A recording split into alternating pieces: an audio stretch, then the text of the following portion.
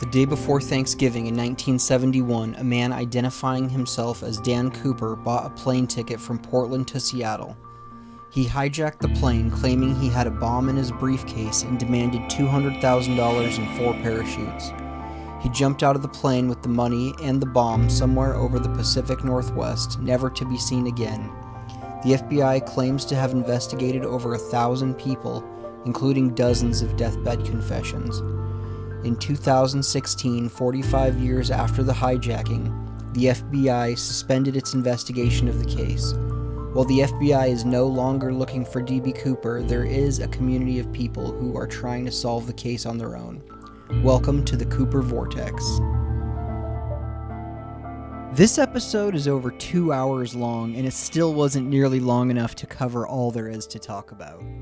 In this episode, I talked to Dr. David Coutcher, aka David Gold, about Frank Lee Morris and the Anglin brothers.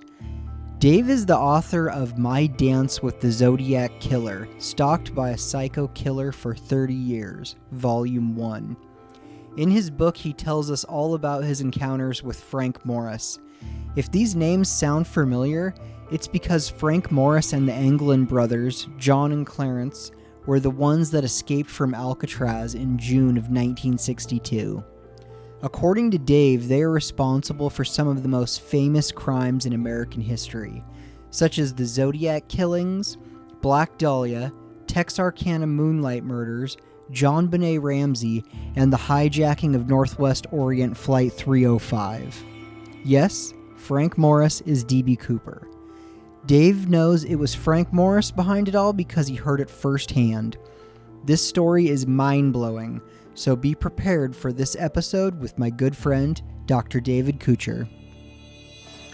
All right, Dave, so you went to Mexico in high school to learn Spanish in preparation for college, is that right? Correct. In preparation for medical school. Okay, and where did you go to medical school? I ended up going to chiropractic college in Pasadena, Texas, but my dad wanted to send me to Guadalajara. Back then, a lot of doctors were sending their kids to Guadalajara to the medical school there. So you spent a lot of time in Mexico City? Off and on, yes. Throughout my life, as a matter of fact. And you had a chance encounter with someone down there. Oh, yes. Can you tell us a little bit about that? Walking down the street to go to a restaurant, and this is the first chapter in my book, My Dance with the Zodiac Killer, and this is how it starts out, how I met Frank Lee Morris, whom I never knew who he really was until I started writing my book, which was probably at least 5 years ago. Somewhere in there, I figured the whole thing out, researching different things for the book, which started out to be about DB Cooper, but ended up finding out that DB Cooper was Frank Morris, who was my friend in Mexico City. Friend, I put in quotation marks, okay, because he tried to kill me every time I turned around. But anyway, yeah, I'm walking down the street and he walks up behind me. Hey, gringo, where are you going? Again, this is chapter 1 in my book. And I'm going to I thought we were going to have a fight because he was running at me when I turned around. So I got ready to fight. It was no big deal to me. I was a wrestler in high school and I was a champion and I loved fighting back then. I'm going to take this guy down in Mexico City. No, he puts his hand on my shoulder. No, I'm just kidding, man. I just wonder. I knew you wouldn't understand.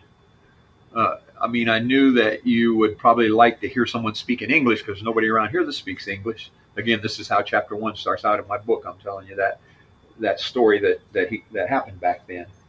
And, he said a lot of things that interested me. He said something about, he showed me a comic book with a Dan Cooper comic book and asked me if I liked the picture that was on the front. And I told him I did, that I had almost bought that comic. I was into comic books and I had almost bought that comic book back home, but it was not in English. And I could understand some of it's in Danish, and Danish is similar to English, but I couldn't understand all. He goes, yeah, it's in Danish.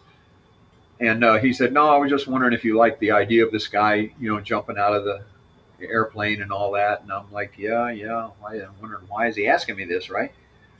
I don't know what all happened, but when I started writing my book, it was about DB Cooper and that encounter, because he told me about the jump.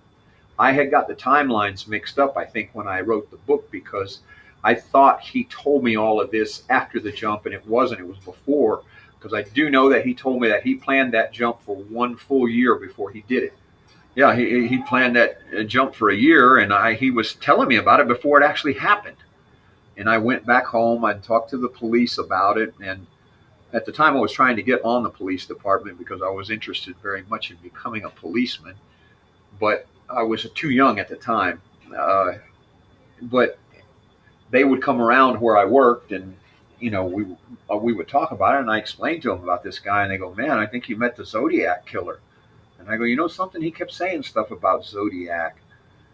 And That's what the police said to you? yeah, yeah, the police knew that I was meeting with someone that they suspected was Frank Morris and the Anglin brothers, and they suspected that he was the Zodiac Killer way back. Well, that was in 1970, I think was the first year I went there. And they had suspected before that because there was a highway patrolman in my neighborhood where Frank and the Anglins hung around with right after they escaped from Alcatraz. They hung around in that neighborhood in Buffalo Estates. That's all in my book. This whole story's in my book. And they were killing little kids in the neighborhood, and they were always trying to get me, but I was really blessed. I always got away. But they started picking on me when I was 5 years old, and I learned really quick how to outsmart them. And I don't really believe it was all me that did it. I had some help from somewhere, but I don't know. So you said you saw the Dan Cooper comic before he pulled off the hijacking, and it was in Danish, and you saw this in Mexico. How did he No. get Oh, a Danish okay. comic book? Good question. Good question. Number one, it was on the shelves in America. I had seen it in Florida before I went to Mexico. I went to Mexico on a bus. I rode 4 days and 3 nights to get there. And I thought, I need something to look at or I'm going to be really bored. So I went to get some comic books. And that was one that really, that picture of Dan Cooper jumping out of the airplane on the front was very good artwork. And I was really interested in reading the comic book. But when I started looking at the words, it's like, I can't read this. It looks like English, but it's not English. And then when I get there, he pulls out the same comic book and shows it to me. And I'm like, yeah, I've seen that. I almost bought it, but I couldn't read it. And I go, it looks like it's English, but it's not. He goes, yeah, it's Danish. I'm pretty sure it was Danish. I'm guessing, but they tell me that book, that comic book was distributed in Canada or printed in Canada or something. I don't know, but I recall him saying it was Danish. And did he tell you anything else about the planning for the hijacking? No, he didn't tell me he was planning a hijacking. He just wanted to know he just wanted to see if I was interested in this thing and that he was thinking about doing something that, involved some of these things. And he wanted to see if I would be interested in it. What he was, I guess, using me for at that point was, will this catch America's eye? Because he was all about making himself famous or infamous, however you want to look at it. He didn't come out. This is something you need to understand. He didn't come out and say, hey, I'm Frank Morris. This is the Anglin brothers. And we like to kill people. We're the Zodiac Killer. We murdered a few people, had a whole lot of fun, and we're going to go hijack an airplane. That's not what happened, okay? This guy deceived me all my life, just like he deceived the rest of America and the rest of the world.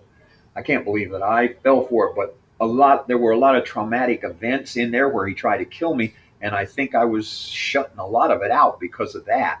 And when he would try to kill me, I never knew it was him because in the day I would see him, he would be my friends. The Anglin brothers would stay at a distance. They would catch my eye, but not enough for me to really memorize who they were. And then at night, they would be trying to hunt me down. And, I'd be busy getting away. I wasn't busy taking a description. And that's something that part of the reason I wrote the book is to get people to understand, if you feel the least little bit negative, you're walking across a parking lot, somebody jumps out of a car way over there and it just makes you nervous, get a description. That's one of the best pieces of advice I could possibly give anybody because I never got their description. And when I would see him again the next day, I didn't even know it was him. Why do you think they were after you? People ask me that question and it makes me laugh because let me tell you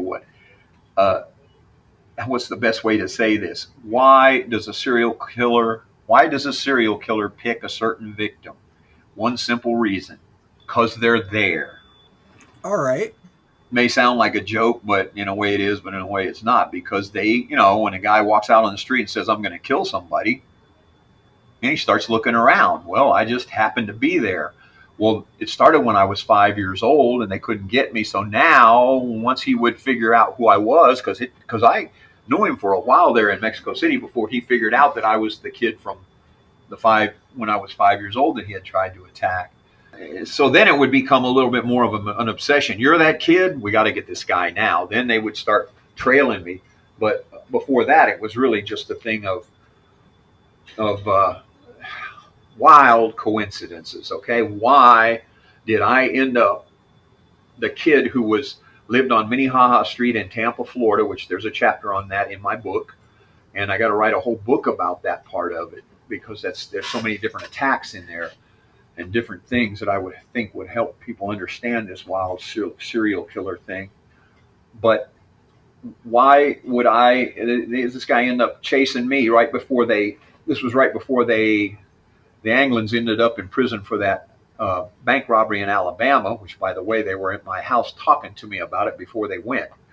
And that's in my book. And why would that same little boy end up at 16 or 17 years old walking down a street in Mexico City and just happen to walk by where these guys lived? Well, fate brought us together for some reason. There's a whole other story. We moved to another area called 6 Mile Creek, and I have a whole chapter on that, which I need to write 2 books about that, because of all the different attacks and all of the friends of mine that he killed. And I mean, I even saw places where he was burying bodies, and they convinced me that they were burying old carpets and pipes and different things like that. But don't think I was the only fool. Okay, they killed a girl in her house, buried her in her backyard while her mom was out playing with the rest of the kids in the backyard. And she was girlfriend to my best friend, and he kept telling me that's her. Her name was Sheila, Sharon Martin. That's Sharon in that rolled up inside of this carpet. And I thought it was a pipe. And I said, no, yes, that's her hair. And he wanted to go over there and stop them, but they'd already killed her and everything. And I go, we can go if you want, but we kind of backed down because something they said that was really spooky. Anyway, that quirk of fate that I ended up running into him there was also kind of unbelievable.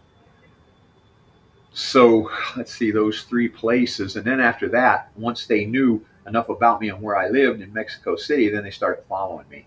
They've been in my house at least twice that I can remember, 3 times that I can remember.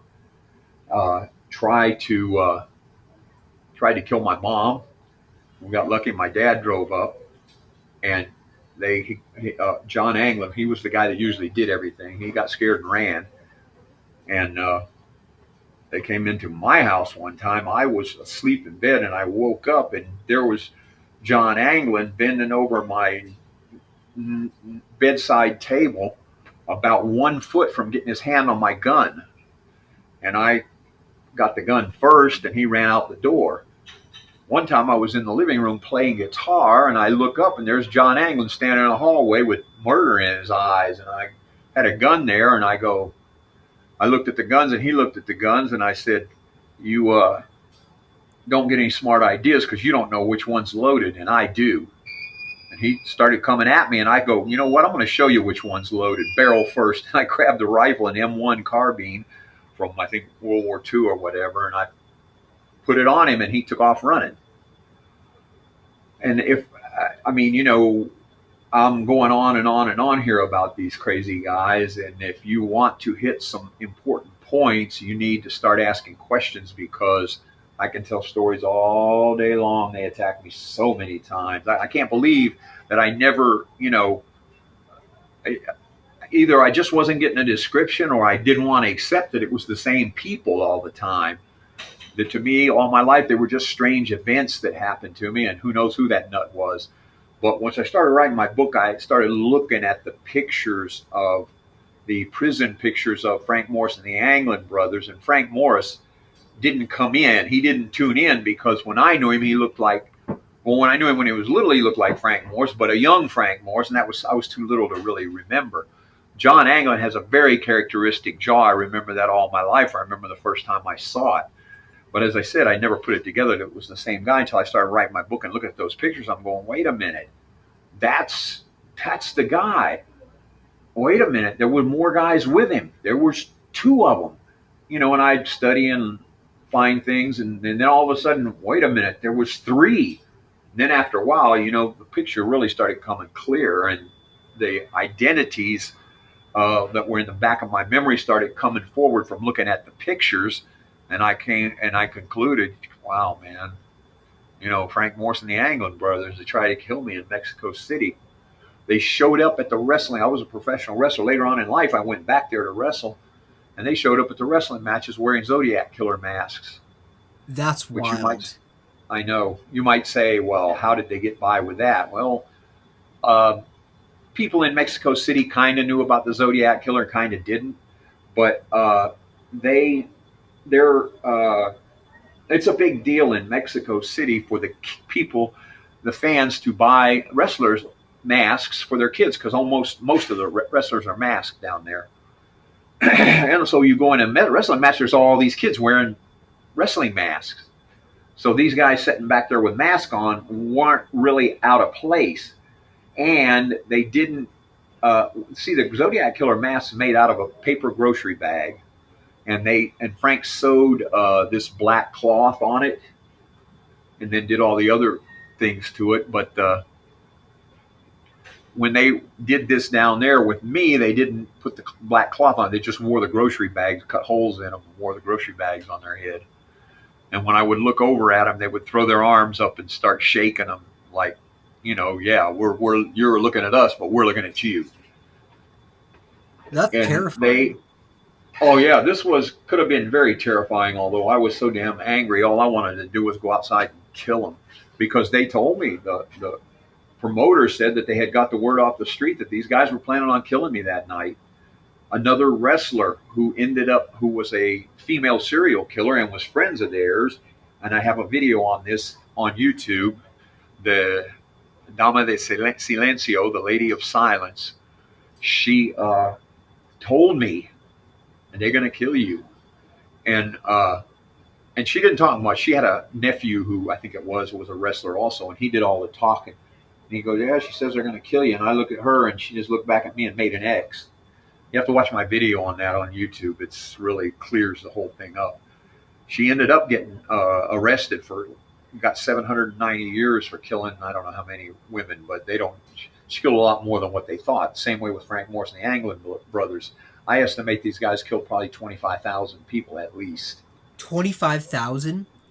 At least, because they would pretty much kill someone every day. And when this prostitution thing in Mexico City became so rampant that girls were coming from other countries and lining up in the streets to get picked up to try and make money. I mean, literally, you could drive for blocks and see these girls all lined up. And they would go and sneak around and, get down to the end of the line and jerk one of them into the bushes and kill them. And they would say, and someone told me that they find sometimes 5 bodies with their throats cut and shot and everything the next day when the sun came out. They would just kill them and have their fun and leave them there. For anyone who doesn't know, who is Frank Morris and the Anglin brothers? Yeah, Frank Morris and the Anglin brothers are the 3 guys who they say unsuccessfully escaped from Alcatraz, but there's a lot of controversy about it. Well, there should be, because they were very successful at it. The FBI protected them and their identity to keep everybody in America from knowing, to keep the world from knowing that the FBI's escape-proof prison wasn't escape-proof. And others have escaped from there and made it too, one of which went to New Orleans, got married, and lived the rest of his life. I think he's still there. I'm not sure if he passed on or not, but his Clarence Anglin, like the guy's wife, they went up there. These 3 guys went up there, and Clarence got the wife pregnant. The wife had a son, and the son contacted me on YouTube and Facebook, and we got to talking about it, and it all fit, because Frank Morris told me the story about them going up to visit this girl that he liked. and that she got pregnant and had a son. His name is Norm Tharp. Yeah, it's a complicated web of things that went on. And you asked me something earlier about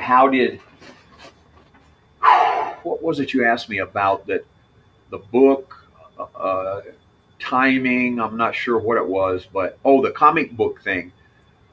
And Yes. somehow what do you remember what you asked about that? I was just curious how he got a hold of that comic book in Mexico City.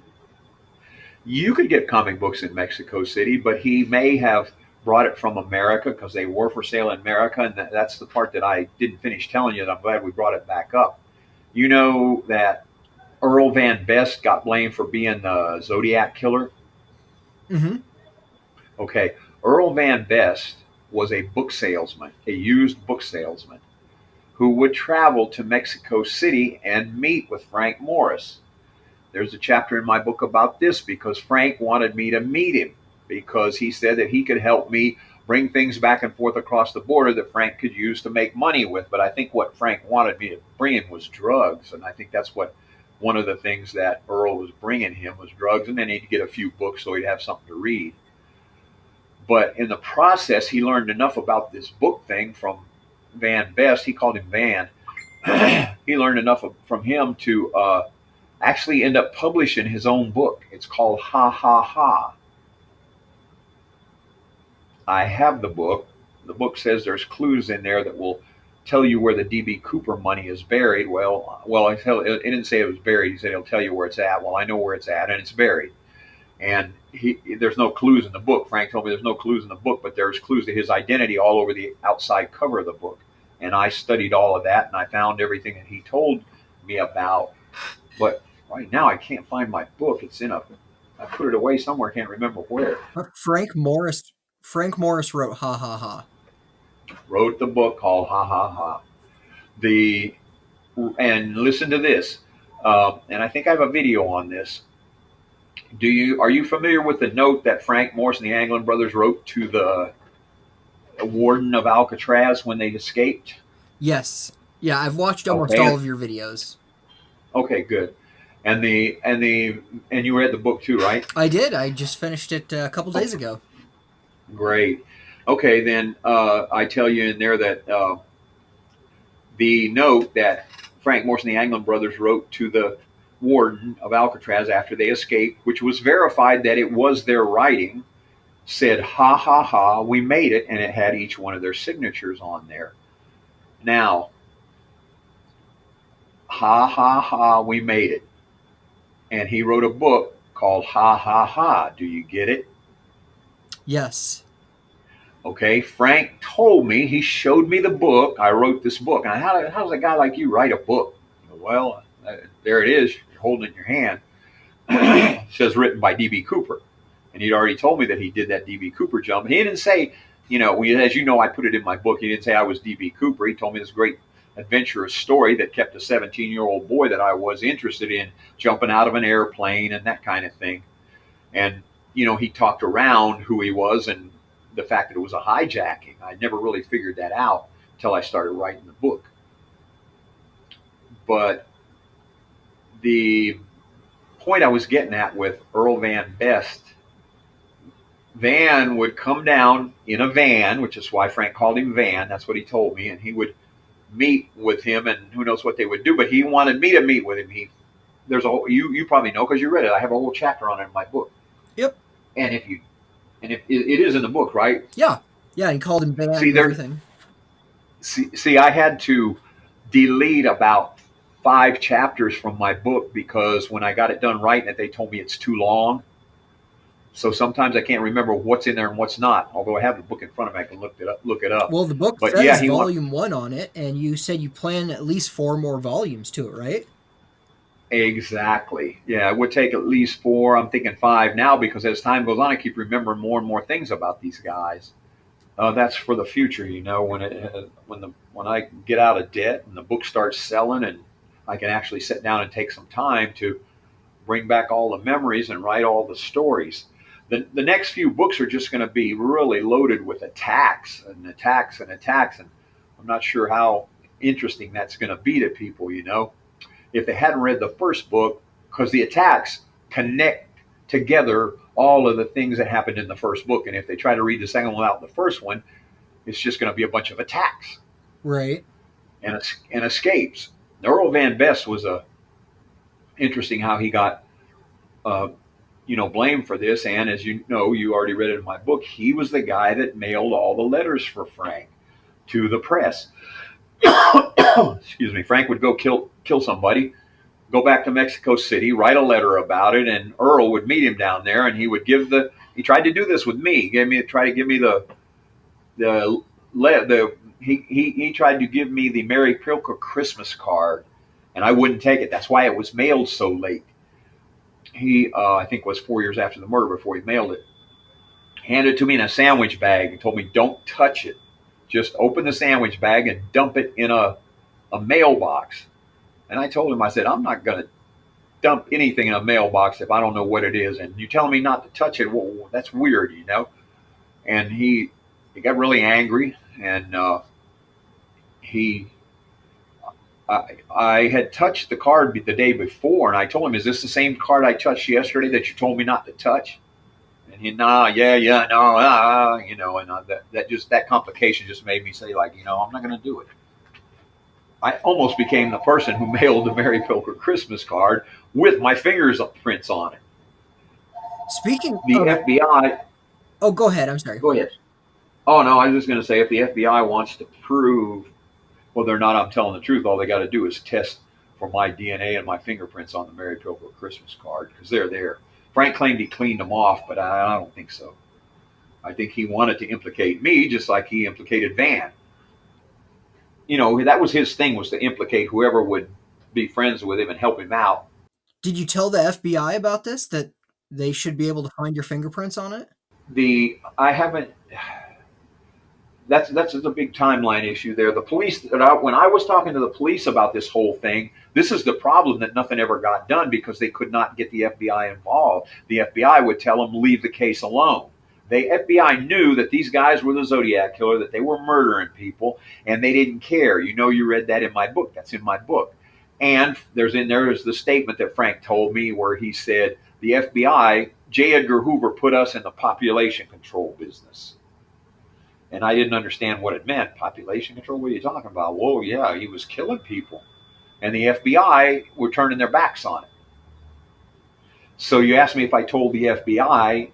I couldn't even get past the police departments to talk to the FBI. The city police and the highway patrolmen that I talked to about this said more than once, multiple times, because they kept attacking me, and I would go tell the patrolman about the attacks.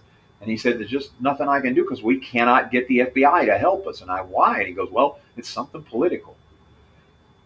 And then a few years ago, not right before, but it might have been 10 years before I started writing my book, an FBI agent came in here and put a bunch of pictures in front of me because I had a police officer friend here who I would mention my friend in Mexico, and he would say, man, I think you knew the Zodiac Killer.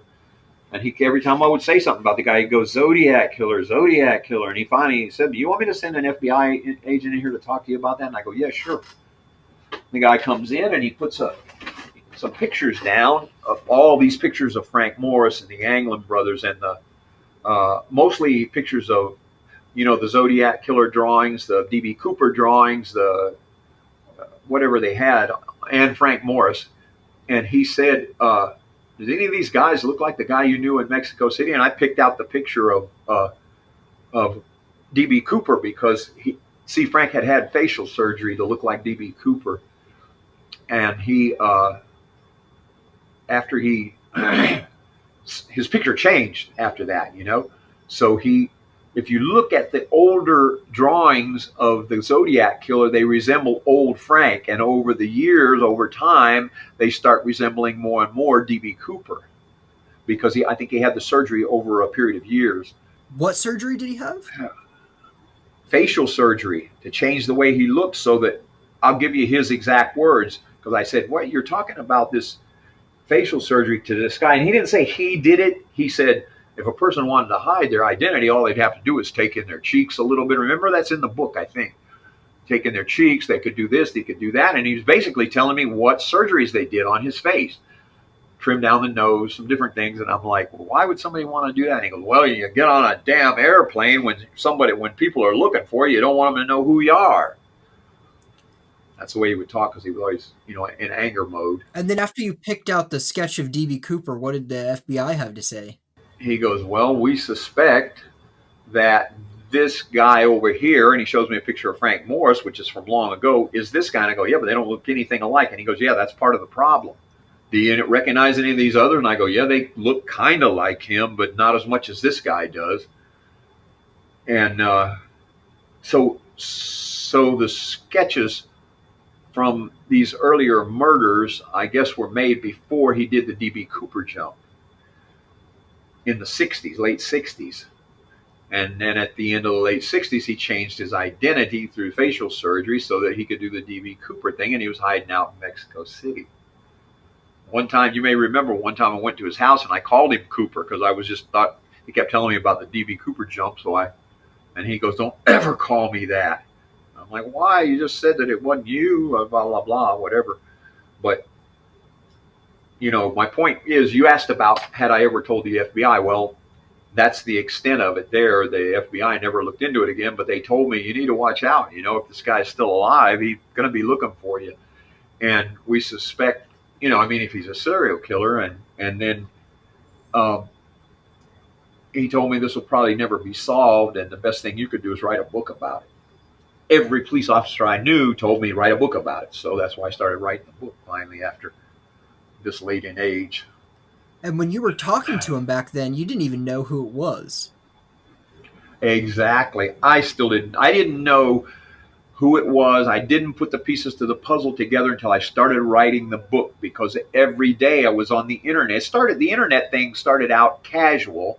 And this is unfortunate because when I try to tell law enforcement about it, oh yeah, you got it off the internet, there's a lot of nuts cases out there that go to the police and say, I know who the Zodiac Killer was. I figured it out from looking at the internet. That's how smart I am. I figured it out. Well, you don't figure this out, okay? I figured it out because it was already in my head. I just didn't understand it because Frank Morris, being a genius, made it so complicated that I couldn't put all the pieces of the puzzle together.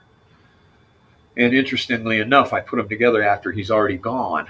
But anyway, it was mostly timeline issues. I remember the very first thing I looked up was this timeline issue I told you about D.B. Cooper, because, he did the jump in a certain year, but he was telling me about it the year before. How can that be, But I know he was always saying things about, remember, you're going to have a timeline issue. Frank would say this, remember, you're going to have a timeline issue with this. I was a kid. I was like, what's the timeline issue? What's that? Just don't worry about it. Just remember that you're going to have a timeline issue with this. And one of the things he said that about was that jump.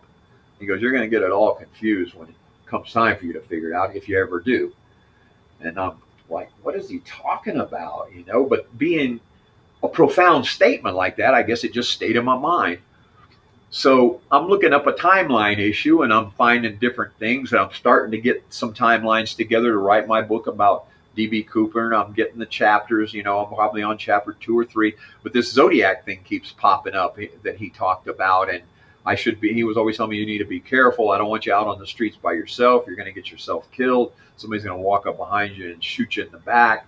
People around here don't care, and this, that, and the other thing. And I'm like, I'm not scared. I was a wrestler in school, and that's stupid. You'd be scared if somebody can walk up behind you and shoot you. But so there'd be times where he was looking out for you and times where he was trying to kill you. Exactly. And me not knowing that this was the same person, because he told me himself that he had a split personality. And I would bond with the one personality, which was a little bit fatherly with me during the day. And then this other personality I never recognized was the same person. I usually wouldn't see him when they were trying to catch me. It would be one of the Anglin brothers that I would see, usually John. And John, if you didn't get in the right position where you could see that chin of his, he had a very plain looking face. All three of them did, which is all part of the reason why they never got caught. And they somewhat resembled each other, which confused things even more when you start trying to identify someone. And to get back to the D.B. Cooper thing for a second, so he talked to you about the comic book, but not necessarily about the plan for it. Did you see it on TV or in the news? I know in the book you said you didn't pay much attention to the news because you were high school age or college age, but did you see that No, story in the news? I was when the news of that kind of thing was coming out. Yeah, I was, you know, first, second year in high school, and you know, I had my shows I like to watch, and when the news came on, I would go outside because we always had a baseball game going around that time, and or it was dark. I forget because I remember. Anyway, that's not relevant. What was your question? You wanted to Oh, well, know? my question was, Oh, what came out on the news? Yeah, hijacking. I wasn't even sure what the word meant.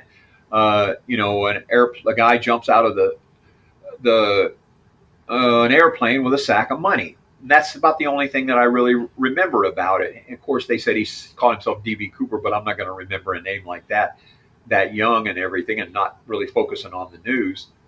but at that And there time, was one. you didn't make the connection between that guy in Mexico City and the guy who hijacked that plane. Yeah, at 16 years old, which was probably around 1970, he showed me the book and said that I'm thinking about doing some stuff like this, and I'm thinking that he's planning on becoming a paratrooper, and maybe he's interested in taking me to go see what that's all about. Because I told him I was interested in that, and he asked me if I could jump out of an airplane, and I told him I could, but I wouldn't, or I would if whatever, I don't know. But you know, he's playing around with me, and I don't know. You know, you're thinking the guy's kind of fatherly, but at the same time, you don't know about him. But eventually you know, he didn't tell me enough of the story from that when it popped up on TV. I think I might have told my mom or my sister, "Wow, that sounds like that story that guy told me in Mexico City." Come to think of it, that did happen. Right, but you I didn't pay told my much more mom, my sister, attention to it than that at the time. yeah, that was the end of it right there. It just sounds like him. And my mom and my sisters didn't pay any attention. They weren't paying any attention to the news either. Probably why I didn't pay that much attention. I was watching a few of your YouTube videos on this last night to prepare, and one of them, you were going over the DB Cooper letter to Reno, I believe the Reno newspaper, and there's some symbols in the letters on the envelope.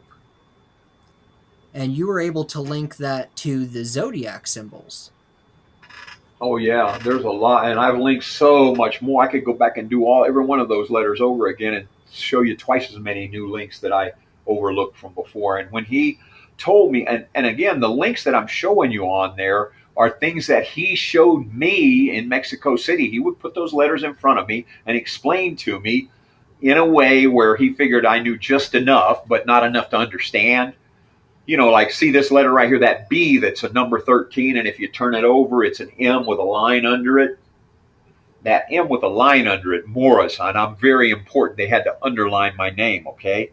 That kind of egotistical, uh, what you call serial killer, psychopathic type personality really comes out in that M. And the number 13, which is M is the 13th letter in the alphabet, so everything ties together. But that's one of the characteristics. There's a whole lot more. He told me, he showed me that. He said, "This, you see that? What does it look like now?" He turned it over. What does it look like now? He said, "It looks like an M with a line under it." Yeah, yeah, that's important. Okay. And then he would go on to something else. What does it look like this? And I go, "Well, it looks like a B." And he goes, "Yeah, does it look like anything else?" "Yeah, it looks like number 13." And he goes, "Yeah, yeah, that's important." And I go, "Well, is it a B or a 13?" He goes, "Well, it could be both." Okay, all right. You know, in all my life, never knew what all that conversation was about until I really started staring at these cards when I was writing my book and remembering what he said, and like all the pieces of the puzzle start falling together again. Yeah, you didn't know at the time And you'd have to be decoding this. yeah, yeah. But I knew, you know, I mean, I have the advantage on everybody else. I'm not just somebody who went to the internet and said, voila, I found the answer. I mean, the guy that drew the thing told me what's in it. The most characteristic one that really blew me away when I remembered it was the one where I think my name is on, not my name, but he writes the whole letter in block letters, and there's a word with a D in the front of it, and the D is written exactly the way I wrote D in my name back then. why would that one letter on that whole letter that he wrote, that's all in block letters, why would that only that one letter be written in a different handwriting than a block letter? Do you think it's an intentional wink just to you? I know it is because he told me it was. He put this damn thing in front of me. He says, "You see that?" And I go, "Yeah." And he goes, "You see any difference or something like that?" I go, "Yeah, it's, everything else is in block letters." And he goes, "What about this?" And I go, because he had to keep bringing my attention back to it. I wasn't getting it. And I go, "Well, no, that's kind of a block letter, but kind of not." He goes, "No, it's not. It's not a block letter." And I go, "Well, so what is it?" And he goes, "That's your D in your name. Because remember last year when you were here, I had you write your name down. I copied that right off of your name, the way you wrote it." So I know it's a link to me. And the police, when I would go back to Tampa, I would tell them all these stories and they would tell me, "Stay away from this guy. He's going to link you up to something that's going to get you in trouble." And I had to walk by his house to get to the restaurant to eat every day. So I kept running into him. When did he tell you about the hijacking? After the fact. Well, yeah, I'm going to say, and that's in my book, I think, because I have to go study the timeline again to tell you exactly when it was. But if I remember right, he did that November of 72, didn't he? The hijacking was November 71. 71. You sure? Yep. Okay.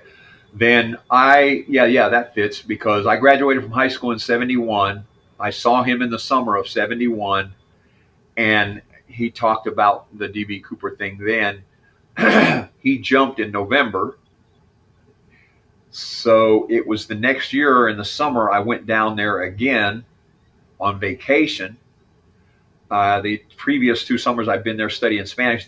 I'd have graduated already, and the third year was just habit and vacation. And that's when I went to see him, and he told me, "Well, I did that jump I told you about."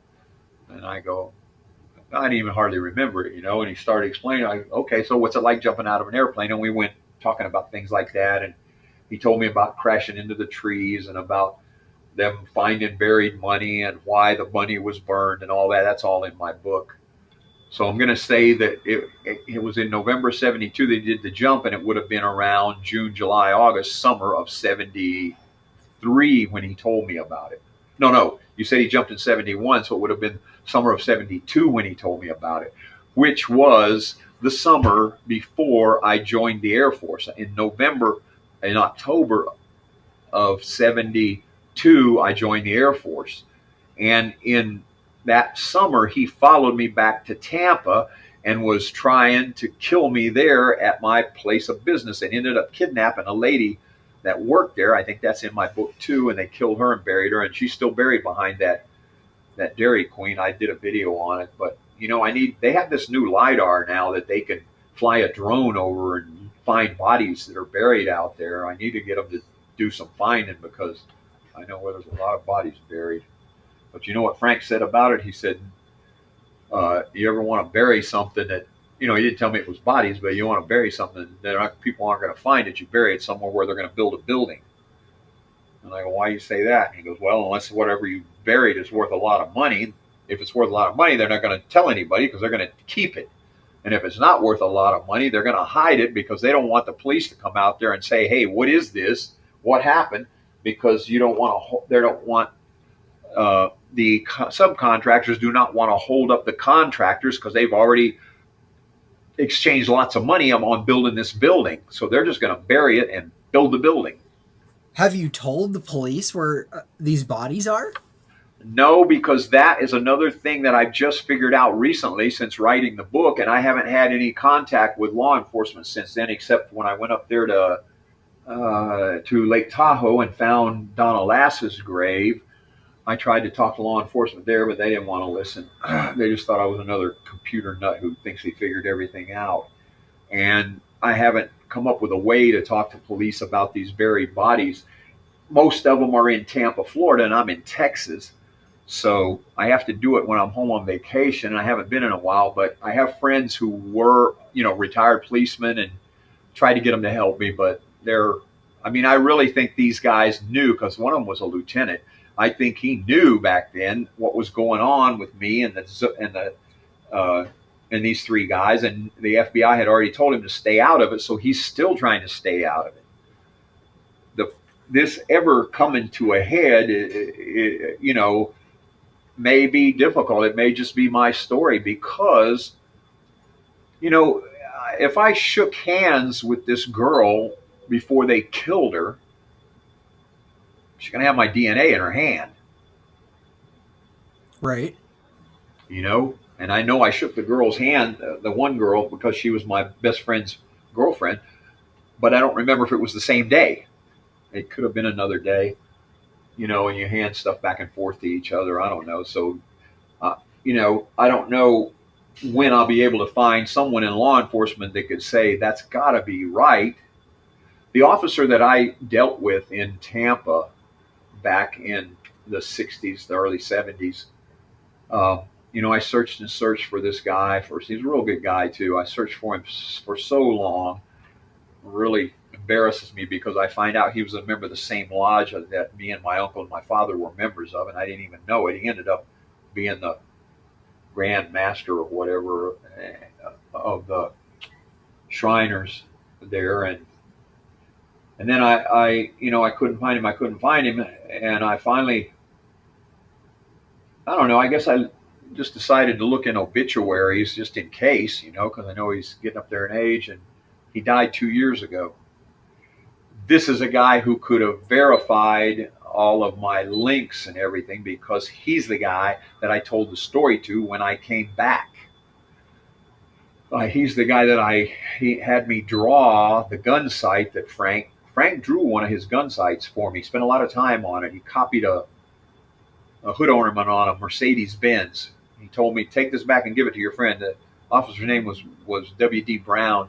Take this back and give it to your friend Brown. He'll know what it's about. And I go, well, why do you want me to do that? Just take it and give it to him. He'll know. He'll tell you whatever he wants to tell you. Maybe you'll figure some of this out because you're not going to figure it out by yourself. And the Border Patrol took it away from me on the way back, the Mexican Border Patrol. They said, this guy, did you know this guy? And I go, yeah. And he goes, wait right here. I got scared. I'm like, damn, I'm in trouble because I know this guy. I was a kid, you know. So they were aware of him too. Yeah. But when they came back, they said, you need to forget about this and stay away from this guy because this guy's a murderer. And the thing, I said, well, why don't you do something about it? He goes, Mexico City is full of murderers. People escape from countries all over the world and come to Mexico City, and they keep murdering people because there's so many people in Mexico City, it's easy to get a victim. And he said, you need to forget about this. And he threw it in the trash can. Well, in looking back on it, what he did was he took it out of the trash can and he sold it to somebody as having been drawn by the actual Zodiac Killer. And if it didn't get destroyed, it's still out there somewhere. But that would have been one of my links to kind of prove the thing. But when I came back, I told W.D. Brown about that, and he told me, I told him they took it away from me. He said, well, draw it. And I drew it, what he drew, and he goes, this is it. This is a Zodiac symbol. That's the symbol he uses. Man, I can't believe you're alive. And I'm like, what? But then since that didn't work, the next year I came down and I told him I had some drawings I made. He said, bring them, I want to see them. And he took one of them. He gave it back to me the next day. I didn't sign it. Back then I didn't sign my drawing. He put a Zodiac Killer signature on the drawing, at the bottom of the drawing. And he said, take that back and show it to him. And I did. I gave that to W.D. Brown. He showed it to the FBI. The FBI gave it back to him and told him to tell me that I was friends with a Zodiac Killer that I need to stay away from because he likes killing teenagers, and that was one of his signatures. And I'm like, they don't need it for evidence? And he said, no, because some kind of political thing, they're not going to do anything about it. Oh, I know what it was back then. They knew that since he was in Mexico City, they couldn't do anything about it because there was a no extradition policy that America had with Mexico. Then we couldn't go down there and get, criminals who might face a death penalty because there's no death penalty in Mexico. Why was the FBI protecting them? Because J. Edgar Hoover, who was one of the biggest egos in this country, did not want the world to know that his escape-proof prison wasn't escape-proof. And you may not understand that, but if you'd grown up when I did, you would, because they would put it on the commercials between the news, things like they would talk about Al Capone, Al Capone dirty criminal. He hasn't had a bath he hasn't bathed himself in 10 years. That was the headlines in the papers and everything. But the reason he hadn't, because he had all these women do it for him. He paid them for it. I mean, this guy really lived lush and lavish. But anyway, but then they would say, but he's now in Alcatraz. You don't want to end up in Alcatraz. They would use this propaganda to make little kids say, gee, I want to be a good kid. I don't want to get in trouble because I don't want to end up in Alcatraz like Al Capone, who never took a bath for 10 years. And, when you're a little kid, you got to remember I was about 5 at the time, 5 or 6. And when this was coming out on TV, your parents are always telling you got to take a bath or you're a dirty little boy, and you don't want to be a dirty little boy. So these things you remember, and they were putting that on the, they would actually have J. Edgar Hoover, who was the head of the FBI, for those who don't know, and also built Alcatraz for people like Al Capone, John Dillinger, and, Bonnie and Clyde, or whoever he could, Ma Barker, not Bonnie and Clyde, but Ma Barker and the Barker gang. And anyway, the Birdman of Alcatraz. And Frank was really proud of having been in the same place where all these guys were at, but he didn't tell me that he'd been in that place. That's another story in itself, and I'm running out of time. I'm going to have to start seeing patients in a few minutes. But J. Edgar Hoover, with his big ego, did not want to admit that these guys had escaped from Alcatraz. They say that Alcatraz prison never had a successful escape. And according to Frank Morris, there were at least 5 people who got out of there and made it. And I know there were at least 4 because he was 3 of them, and Norm Tharp's dad made it. And he's probably still over there in Louisiana. Yeah, I've heard the same logic applied to the D.B. Cooper case. Why it's not solved is the FBI would be too embarrassed to admit why they couldn't get it solved. The FBI, we only have a few seconds, so I want to tell you one thing that's really important that Frank really, really wanted to burn this into my memory. Just remember that the plane flew west. Now, the FBI said that whatever direction they said it flew, it wasn't west. And Frank knew that they were telling people that it didn't fly west. And he said, just remember that, because west along that river, I forgot the river, up to Lake Merwin, is where he jumped out at. And I told him, how do you know the plane flew west? And he said, because I made them fly west. And the FBI to this day says that the plane did not fly west, never flew west. But if you follow the trajectory that they say it took, and you get to the point of where that river is at, I can't remember the name of the river. Lewis River. Lewis River, yeah. When you get to the Lewis River, you turn west, then it takes you right to around Ariel, Washington, where he jumped. And he talks about the jump in the book, Ha Ha Ha, but I think it's all a lie because I haven't read to that part yet because I can't find my book, but I was told that he claimed he jumped near Reno. I don't think Ariel is near Reno. No, not at all. Or even Seattle. Maybe the guy told me it was Seattle. I don't know. But that's where he jumped, around Ariel. And there was a guy that taught him how to jump was flying around in a small plane down there to help locate him. And the Anglin brothers were sitting down there in a car waiting for him. He didn't tell me that, but I put the pieces to that puzzle together based on what data is out there on this jump and different things, and everything just has to make sense. And there was a little 12 or 13-year-old girl's body that was found in a barn just a few miles from where he jumped, and that they thought was him. And when they did the autopsies, now this is a little girl who was murdered by a serial killer about 2 or 3 weeks before the jump. Well, that all fits because this is what these guys did. That was their daily sex drive. They were necrophiliacs. They were there scoping the area 2 or 3 weeks before the jump, and they found a little girl out there walking home from school probably, and took her there and murdered her and left her body in there. So that all fits. The Tina Bar thing, Tina Mucklow lives 10 miles from Tina Bar. Tina Mucklow, in one of your YouTube videos, you talked about how she was in on it with him. Yeah, according to him, he said that one of the stewardesses was in on it with him. And then he threw a bunch of confusion at me because he didn't want me to figure out which one it was. because I asked him. He'd already told me her name, and he said, no, but it wasn't her. It was the other one. And he. But anyway, she sat down beside me. So when you go look on the internet, I think it was Tina Mucklow that sat down beside of him. So that would all fit.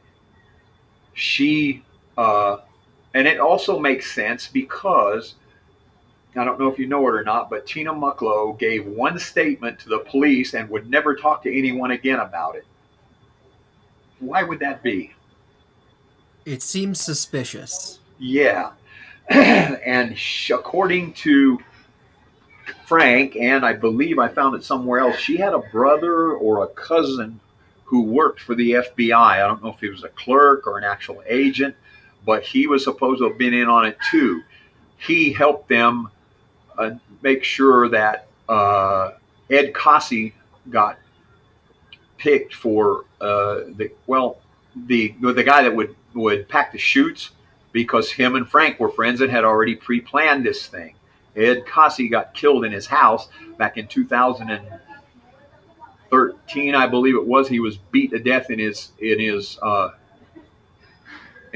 garage with a blunt object. And they said it didn't have anything to do with the D.B. Cooper jump. That's what the FBI said, but they're lying. I'm pretty sure they know that Frank and the Anglers did it, because that's how they killed the people. A lot of the people they killed was cracking their skulls. He even drew pictures of that on his Halloween card.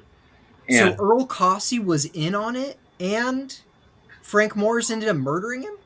Ed Cossey and yes, Ed Cossey packed the chutes.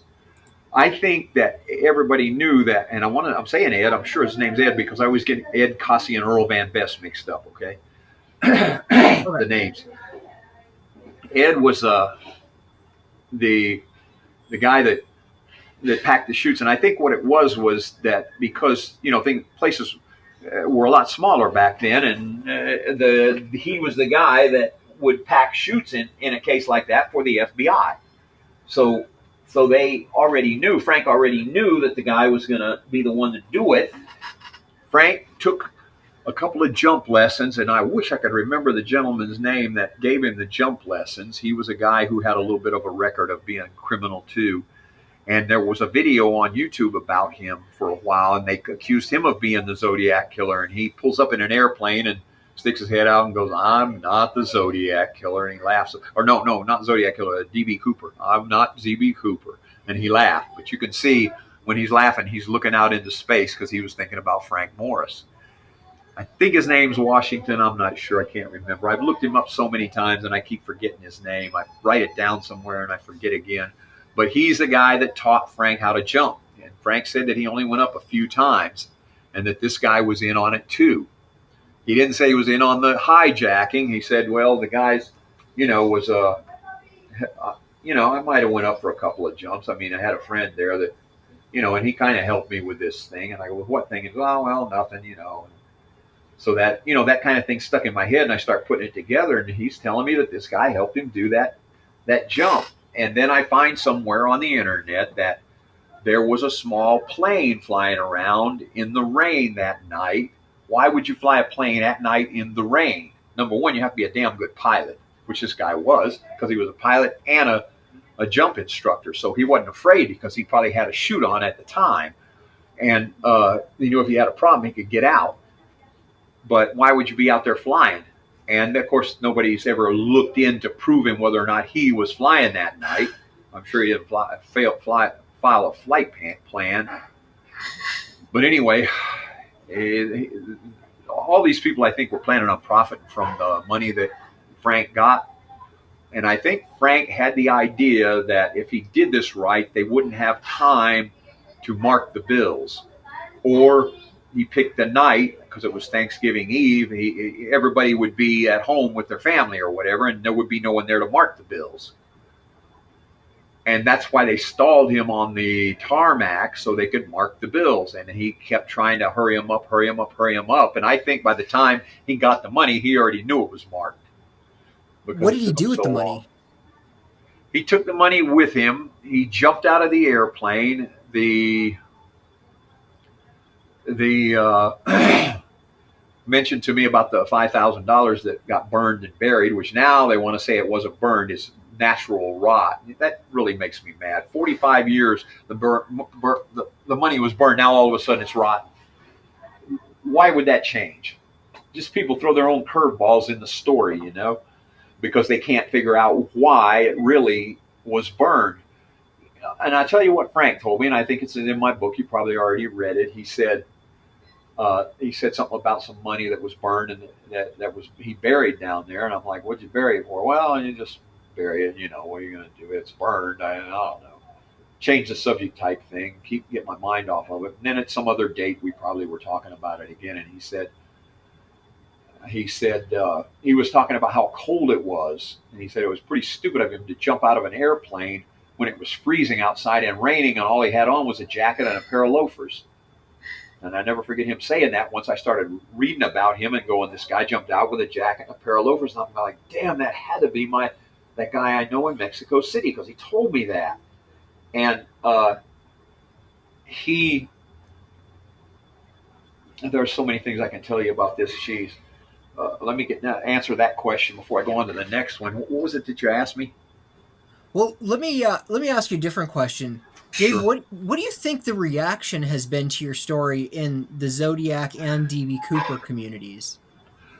They are the most combative and resistant, because they all of the communities have their idea of who did what and who was where, and no one wants to give it up.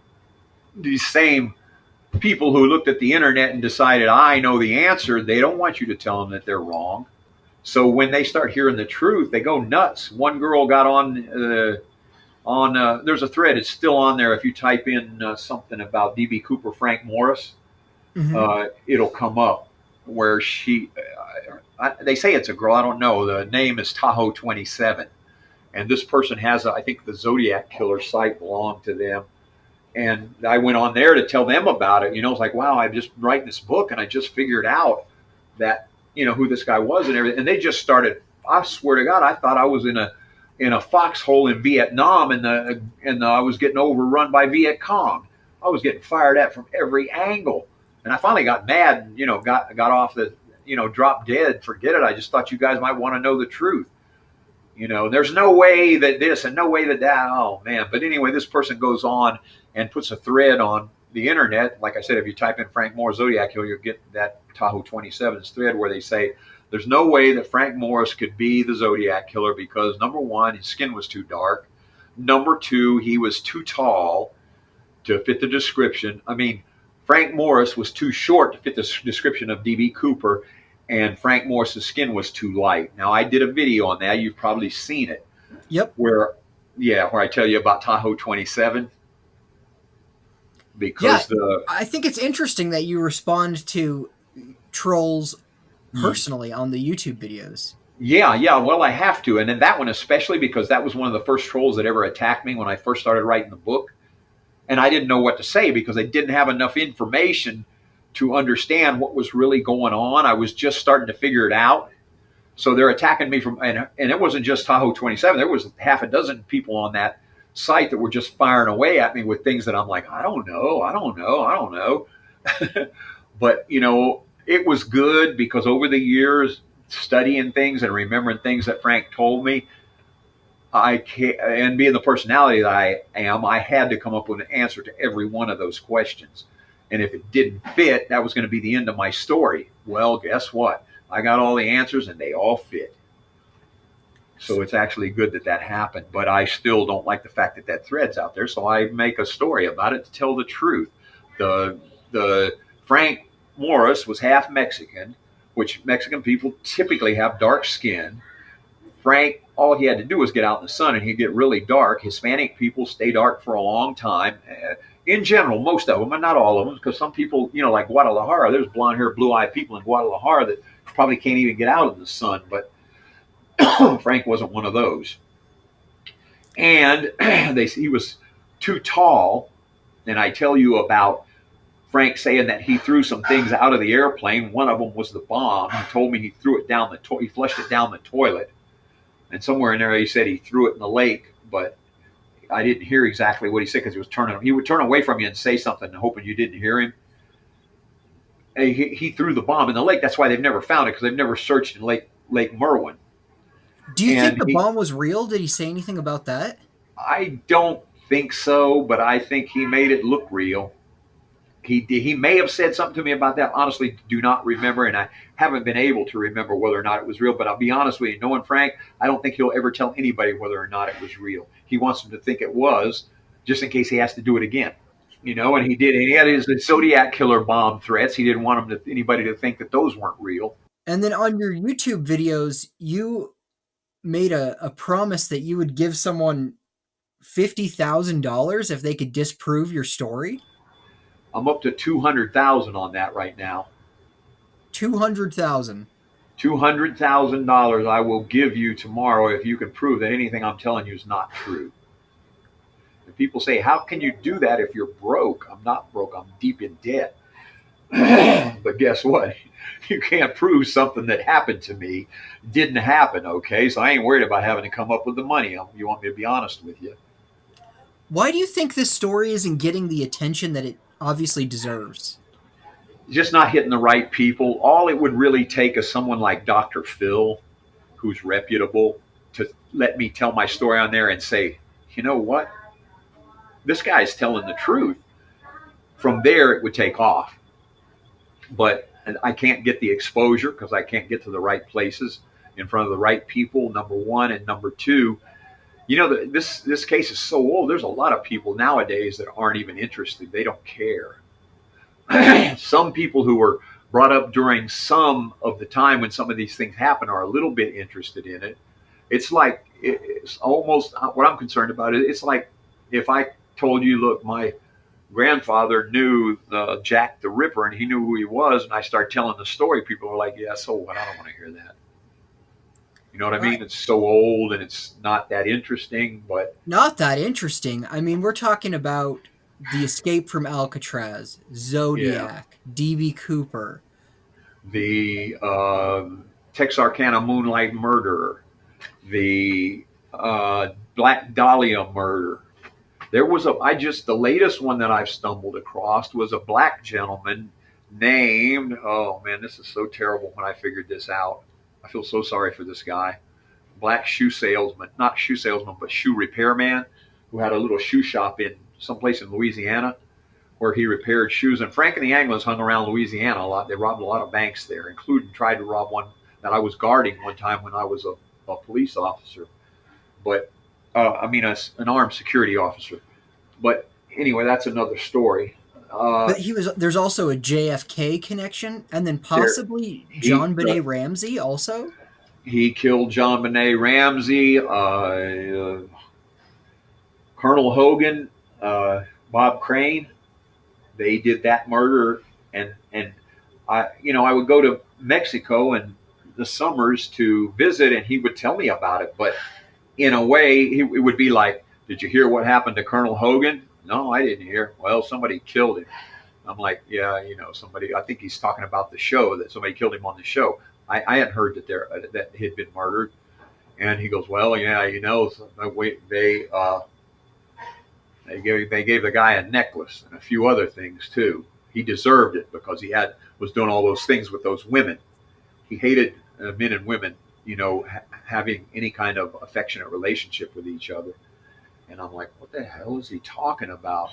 And he said, we left something there for you too. And I go, no, I mean, they left. Well, if we were going to do something like this, we would leave something there for you. He talk around and get me all confused. But they,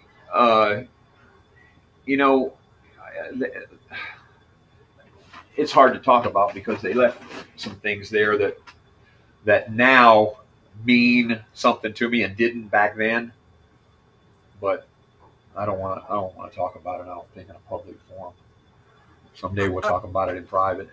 Yeah, but I understand. John Benet Ramsey, that whole thing fits. They went in through a window in the basement. Frank and the Anglin would not force a door open or break into any place because Frank knew that if you do a break-in, two things. Number one, you leave evidence, and number two, and this is another thing that I never would have thought of until after studying this, like why did they do this and why did they do certain things to me when there was times they could have come through that door because the door was nothing. All I had to do was push it, but they wouldn't because they knew that if you break in, number one, you leave evidence, and number two, it is now a forced entry, and if a person is missing, it's an abduction, which they're going to assume felony murder. If the person opens the door and you get in, you could beat the person up in their house, take them away with you, murder them and everything. And when the police get there, they're going to say, it's a missing persons, which is just like a runaway. Right. So it's not even going to go over to the FBI. And that's how they kept from getting caught. One of the ways that I figured out over the years studying how they worked and everything, because there was a couple of times they could have got me. One, it was just a screened-in porch, and I was like, it's just a little lock on the porch. All they got to do is jerk the door. The lock's going to rip off the screen door, and they wouldn't touch it. Come on, let's go. John tells Frank, no, he locks the door. He goes, come on, let's go. And they leave. That's interesting. Yeah, and you wonder why. Why wouldn't they just tear the door off, But they knew that all of those things and how the police would react to it. This would keep them from getting investigated for a murder, even though they had been inside the house with me, and I pulled a gun on him to get him out. And did he tell you where he buried the hijacking money, or is that something you figured out from clues? Let me just answer every question you want to ask me about. That's going to start out with, did he tell you? The answer is in clues. Okay, always. He never told me anything directly because he didn't want me to figure any of this out. He wanted it to be in my head, I think, so that I could tell the story later on in life. And he told me that one time, something about you can tell the story later on if you live long enough. So how did you figure out where the money was, or where the money is? One of the things that he told me was, because I kept asking him about it, the police in Tampa wanted to know, and I kept asking him, I'm not going to tell you. I've already told you where it's at. And I go, what do you mean? He goes, well, I told you that. Remember that, the Pines card? I don't remember how he called it then. Remember that treasure map I showed you? He called it the Pines card. He told me it was a treasure map. He never called it the Pines card to me. He just called it a treasure map, showed it to me, showed me some different pictures on there. And when he would show me a picture, he'd say, see that? He would not say, see that? That's the body of Donna Lass laying there, the way we buried her. He would say, what do you see there? And I go, I don't know, looks like a girl laying there. Yeah, that's pretty good. What do you see over here? And he showed me everything on that card, and that's the things that I put in my videos on YouTube that I remembered from what he said, because once I started looking at that card on the internet, remembering that I saw the original one, I'm going, or a copy. I think he made a copy of every one of these things. The police, he would send one to the police, and then he'd have one for himself. And I would look at this thing, and I would find all these things on here that he had asked me about. What did he mean when he said, what's that? What's that? And little by little, it would start coming back to me. And based on the things that I had studied, all the pieces of the puzzle would start fitting together, literally. So, yeah, he didn't, I showed you that treasure map. Back to where's the D.B. Cooper money? Remember that treasure map I showed? Well, I told you there was a treasure up there. Are you talking about that's the money from that, where you jumped out of that airplane? And he would change the subject, like, no, it's not got nothing to do with that. Or I try to get me lost. And I'd be like, man, you're so damn mysterious. And he goes, yeah, people say that. And but he booby-trapped the money, didn't he? Possibly. It may be booby-trapped. Well, what he told me was that if you go, he said, let me back up a little. He wanted me, and I think part of the reason he told me where that money was, about the money, was he wanted me to go up there and dig the money up for him. They were going to try and spend it on something. No, wait, they didn't want the money. He was going to tell me how to go to the police, turn in the money so that the police could dig it up, and I could get the reward for it and bring the reward to him. Because he said there's some people that'll give you money. They're offering $10,000 if you go up there and find that treasure that we buried. And he wouldn't tell me what the treasure was. Okay, you find that treasure, they'll give you $10,000. And I go, well, what am I going to do with $10,000? He goes, bring it to me. Would you have done that? At the time I thought about it, I thought, you know, then I started thinking, I was like 17 at the time or 18, the thought of going to another state to follow a treasure map that didn't have enough clues on it for me to figure out what it was all about, and then get the police involved and then I got to the point where I said, and bring the money back to someone who says he buried it there. Yeah, no, I'm not getting involved in this. Have you thought about going and finding it? I already did. I have a video on that in on YouTube about Donna Lass's grave, because it's buried there where she's at, and that's your answers to another question that you told me. I said, where is it? Where is it at? And he said, I'm not going to tell you. He goes, it's here and there, and he pointed like to the ground, here and there and here and there. We put it around different places. And I go, well, what'd you do that for? And he goes, well, because we're going to need it later on. What are you going to do with it? I forget how he told it to me, but the slaves in hell thing, when you die and go to hell, you're going to need money to pay off people in hell. That psychopathic wacko, he believed that he was going to need money for that, and it wouldn't matter that the bills were marked in hell. That's true. Yeah. Some of the money's there, and some of it's in Florida. What do you think about other people claiming they know who D.B. Cooper was and pitching their own suspect? Well, to people who are curious about that, I will tell you to think of one or two things. Number one, did the police investigate that person? And number two, were they cleared? Well, they were all cleared, or he'd be sitting in jail, right? Okay, if the police cleared him, there's a damn good chance they didn't have anything to do with it. Makes sense. Okay, number one. And number two, and I have videos on this where I show you the pictures of these guys like Rackstraw. They don't look nothing like Frank Morris, okay? He don't look nothing like the pictures of D.B. Cooper. He was 20. The people are on this Rackstraw thing, and they're fighting for it that he was D.B. Cooper because of just what I said. They don't want to admit that they were wrong. How could you get a picture of a guy 25 years older than D.B. Cooper and say, 25 years younger, than D.B. Cooper, and say, that's got to be him? 25 years younger? You don't think you could find that on the picture? It's because people want this person to be, they want their suspect to be the one so bad that when they look at the picture, they see him as the same person. And I look at him and I go, they don't have nothing in common. But I stood in front of this guy and I know what his face looks like. I'm not just looking at pictures. Pictures only have two dimensions. Yeah, I imagine that's upsetting when you know the truth. Yeah, it is. And then everybody's telling you something else and they're so off base, and you can tell that they just want it to be so that they can be the big heroes. The guy, and a lot of people who think Kenny Christensen was, gee, man, Christmas. The guy's too tall. He's too big. His head is too wide. He doesn't look anything like Frank. And if you can find a picture of Frank Morris smiling, I will give you $10,000. And don't go out looking for it, because it's the same lie the only lie I tell in my life, and it's because I know I'll never have to pay up. But you'll never find a picture of Frank Morris smiling, because he never smiled. He was a psycho who was beat almost to death on a daily basis when he was a kid. He grew up with hatred in his heart and anger. He didn't smile about anything. And you look at all these pictures of Kenny Christensen, he's laughing. That's the first thing that I look for when someone tells me that this guy was the serial killer, that, the Zodiac Killer. If the guy's laughing, he wasn't D.B. Cooper, and he wasn't Frank Morris, and wasn't the Anglin brothers, because they never smiled either.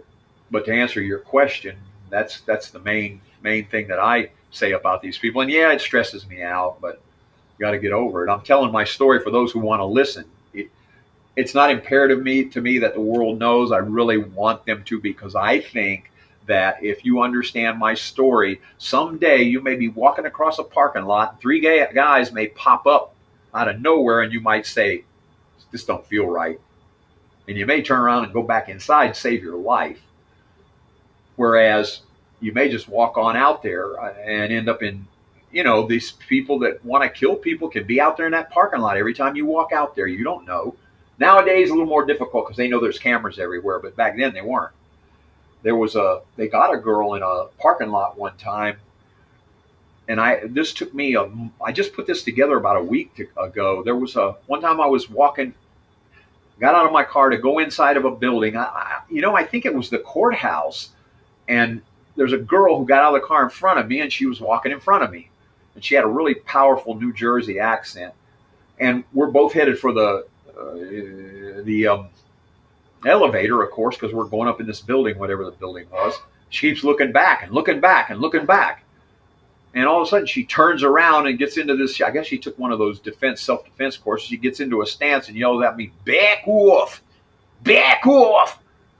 And I just was really angry that day. I think I was going to pay a ticket at the courthouse, and I told her something about, you must be stupid or something. I mean, I'm sorry I said that. I was younger and everything. You must be, I was angry, and you must be really stupid, because if anything is ever going to happen to you and I'm around, I'm the guy that can keep it from happening. And she turned around and looked at me and stepped over the other way, and I walked past her to go inside. And when I did, she turned around and bumped right into these three guys. They were following me in that parking lot. And this is one of those things that I still need more memories to come back, because I seen her look it up and turn around, run right into John Anglin. And Frank said something to her that looked like he was saying, "You should have listened to the guy." And I went on inside, and I'm pretty sure they got her, but I don't know. That's all I can remember about it. But I don't know what my point was. I guess that I want people to understand, because you let your kid go from here to over there, you better not take your eye off of them. And you better know that you can fight or get that kid if you have to. And if you can't, then don't let him get over there. Because these guys can pop up out of nowhere and make somebody disappear in an instant. I know you have to think this poor guy had to go around all his life being paranoid about something like this. Yeah, it's true. But when you get me into anger mode about something like that, I don't think you want to be the one following me. Do you know when Frank passed away? Yeah, around 2009, somewhere between 9 and 13. I was actually communicating with the Anglin brothers' family. There was a guy who was, I think, common law married to one of the nieces of the Anglin brothers, and lived there with them. And he was communicating with me, but he would tell me parts of the story, and you could tell he was really scared. He said, "Don't come down here, don't come down here. Even if you bring a gun with you, it's too dangerous," just because of the sheer number of these guys. There's a whole lot of them. And I'm like, don't worry, I'm not going to show up. And he told me that he had found some pictures in there that related to the Zodiac thing. And I was like, get some pictures of it on your phone and send them to me. And he was going to do that. And he wouldn't talk to me for a long time. And he would finally come back and talk to me again. And he wouldn't talk to me for a long time. Somewhere in there, evidently, they got his phone. The girl got his phone and started talking to me, and I ended up talking to what I think was one of the Anglin brothers' sisters, and they were saying things on the phone, and I kept this really angers me, because I kept this on my phone. I tried to find somebody to help me get it off the phone and in print, so that I could I would have it for future reference, and I couldn't. And I was texting a cop who was sending me jokes, and I was trying to be serious. What made me mad, while I'm deleting his text, I end up deleting this whole thing. I had the guy's phone number and everything else, because they told me one time that you're not going to be hearing from him anymore. I sent him a message, and they said, you won't be hearing from him anymore. I'm like, why? He goes, well, he went back to somewhere up north. Well, what's that got to do with, why wouldn't I hear from him? I think they killed him. I'll be honest with you. I think they killed him for talking to me. And they found out that he had found these pictures that related to the Zodiac murders that those guys are keeping down there in Florida, where they're staying. And anyway, the Anglin sisters had told me some things that were really incriminating. Like, I convinced them that I was friends with these guys from being in Mexico, and that I wanted to talk to them. And they were like, well, come on down. We welcome you. Just don't bring any cameras or guns or anything. Yeah, no, I won't do that. I'll come on down. You're welcome here, and that kind of thing. but I really got the feeling they want to get me down there so they could kill me. And they were things like, I mean, this is one of the first thing that really incriminates the whole family is when I said, look, I was a friend of theirs in Mexico City. And she says, hold on a second. Takes a few minutes. She comes back with a text that says, they said they didn't know any Americans when they were in Mexico City. Really? What does that tell you, Darren? Yeah, what does that tell you? Number one, that tells you that the family knew they were in Mexico City all that time. It tells you, number two, that they're there because they just went and talked to him because he said, okay? That's enough for me right there. Then I went down there and I saw them. I tried to get pictures and it started raining, so I couldn't get my camera out. But I went back later and I actually took a video of a neighbor who told me, yeah, I know those guys, John and Clarence. And I'm like, wow, I can't believe this. And I got it on video, but I never publicized the video because I'm afraid they'll kill the guy. So the Anglin brothers are still alive and still up to no good. They were 3 or 4 years ago when I saw them. That's wild. Yeah, it's wild. And well, you can tell me that I could stumble onto that and the FBI can't find it looking for it. The FBI right now is playing this game with the Widners. You know who those are? No. These guys that claim are uncles that escaped from Alcatraz, and they're not even related to the guy. It was their daughter that married into that family some kind of way or something like that. I don't know. Their nephew married his nephew or something like that. I don't know, but they're not related to him. But they've made a lot of money producing these little shows where they say, here's proof that they made it off of that island. Wow. And the FBI is going along with them just to make a show.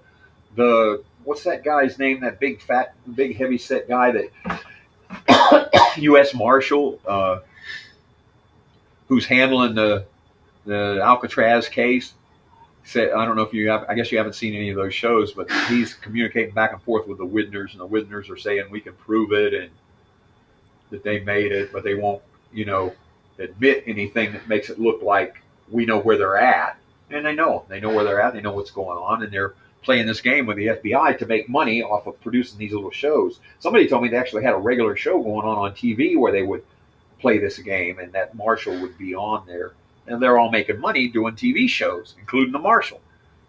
I mean, I'm thinking. Boy, that seems pretty corrupt. Yeah, it does, because the Marshal's so blind that he could be so damn blind he really don't know that they're there.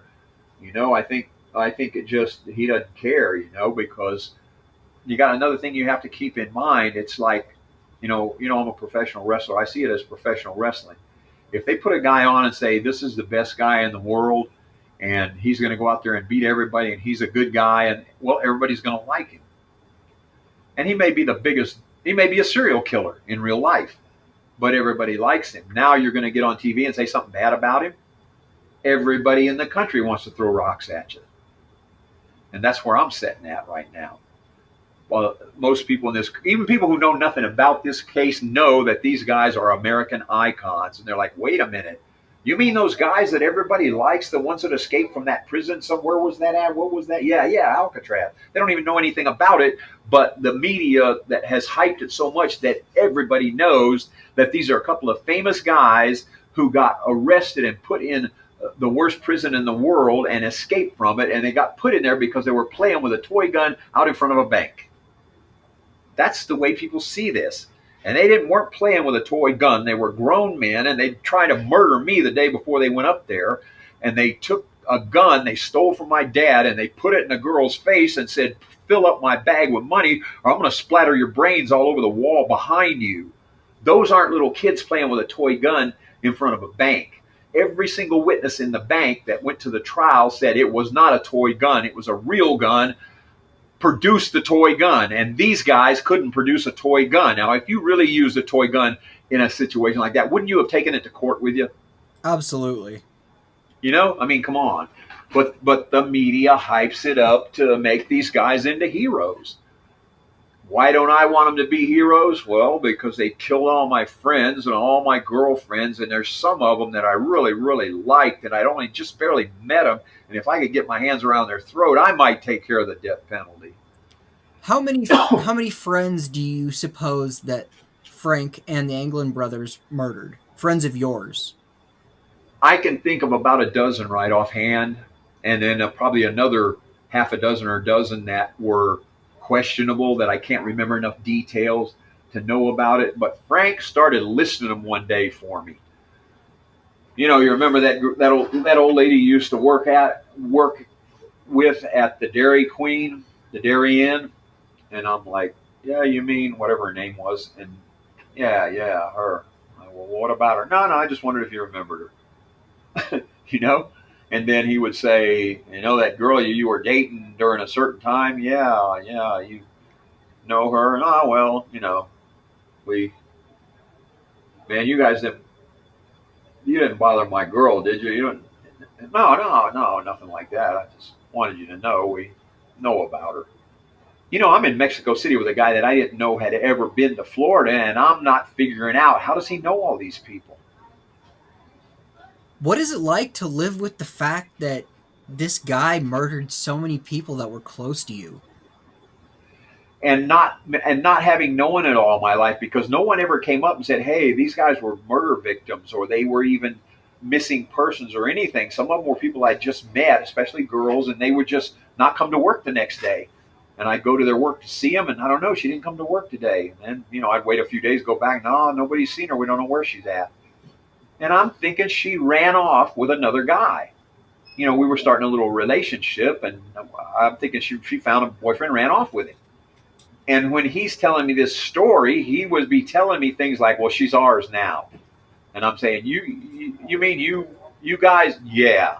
And I'm thinking you guys took this girl. I mean, she must have liked having three boyfriends at the same time. I can't be three guys. I'm only one.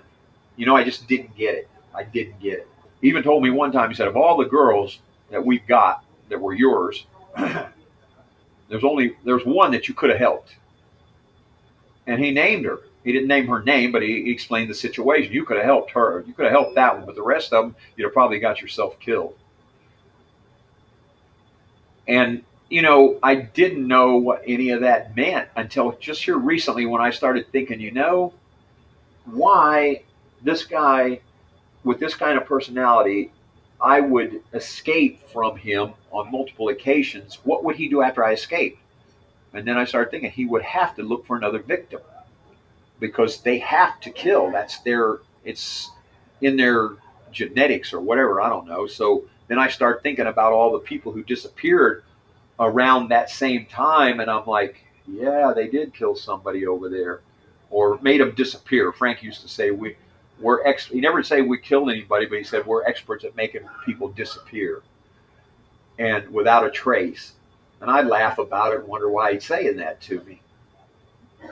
But you have to also remember that we didn't just sit down and have this conversation one day. This was over a period of 30 years, little pieces of the conversation at a time. It's And incredible I that you would kept run into him over a period of 30 years. really, really big coincidences. And I don't understand why, and then I'm here to tell his story because I'm the only one who knows it, and most people either don't want to hear it, or don't care, or don't want to believe me. I mean, what? Oh, I don't get it. I just don't understand why my life was put together this way. But you got to take what God gives you. It must be frustrating knowing all of this, but feeling like Sometimes, certain people won't listen to you. yeah, sometimes. But you really start under. See, I have the advantage of some of the things that Frank told me. He would tell me things like they're not smart enough to figure it out, and those people are never going to be able to help you. They don't think like you, and different things like that. And when I'm talking to these people trying to tell them about him, I start remembering all the things he said and going, "Damn, Frank, you were right. Crazy killer, but he was right about a lot of things. He understood a lot of things about people and propaganda, which is why he promoted himself like that and stayed hidden and never got caught." Yeah, for some of the There was a biggest I was unsolved going to crimes in the history of the United States. Yeah, and every time I see an unsolved crime now, I end up going back and looking at it and go, "That was Frank." I was going to tell you about one, a black shoe repairman. I never told you that story because I think we're running out of time. If no one's showed up here right now, it's quiet, so I'm going to tell you the story. This really hurts my heart because I went through this integration thing back in the '60s and '70s, and I had friends in school who were African American that I was sometimes the only person in school that would be friends with them. They were good people, but everybody else wouldn't talk to them because their skin was black. And when I think about this, Frank told me he was a racist for a while. I don't know why he told me that. I mentioned that in my book. I didn't like black guys or Negroes or African Americans, whatever he called them. I don't remember. Why are you telling me this? No, I just, there was a time when I didn't like them, but then I got over that. So, and then he talked about that when he was showing me that Halloween card where it says by knife, by gun, by fire, by water. And he's telling me, yeah, it could be by water. And what do? Water torture him? Well, yeah, it's a kind of torture, I guess. And he was talking about, because he knew that I saw him drown a boy. I saw those guys drown a boy. I hold him underwater. But when I saw him holding something underwater, and I thought it was a fish. And my buddy says, they're drowning somebody. And I looked the other way, and I looked back, and I heard Frank hand a knife to this guy and said, cut his throat. And I thought they were cutting a fish. I yelled out to him, what are you guys? You got a fish there? And he goes, yeah, we got a fish. But that was one of Frank's code words. When they would go out to look for a victim, he called it going fishing. I have a video on that about the Red Ryder thing, but I want to back up a little bit. I was just getting ready to tell you about something. The shoe salesman. That really... Yeah, this shoe salesman. I really want to tell you about this poor guy because I just figured it out and haven't done a video on it yet. This guy owns a little shoe store on a corner, on a block in Louisiana, downtown. I don't remember where. It's a small town, and sheriff and everything are kind of like Ku Klux Klansmen. But everybody kind of likes this guy because he's a nice guy. He goes to church. I think he teaches Sunday school and things, and he...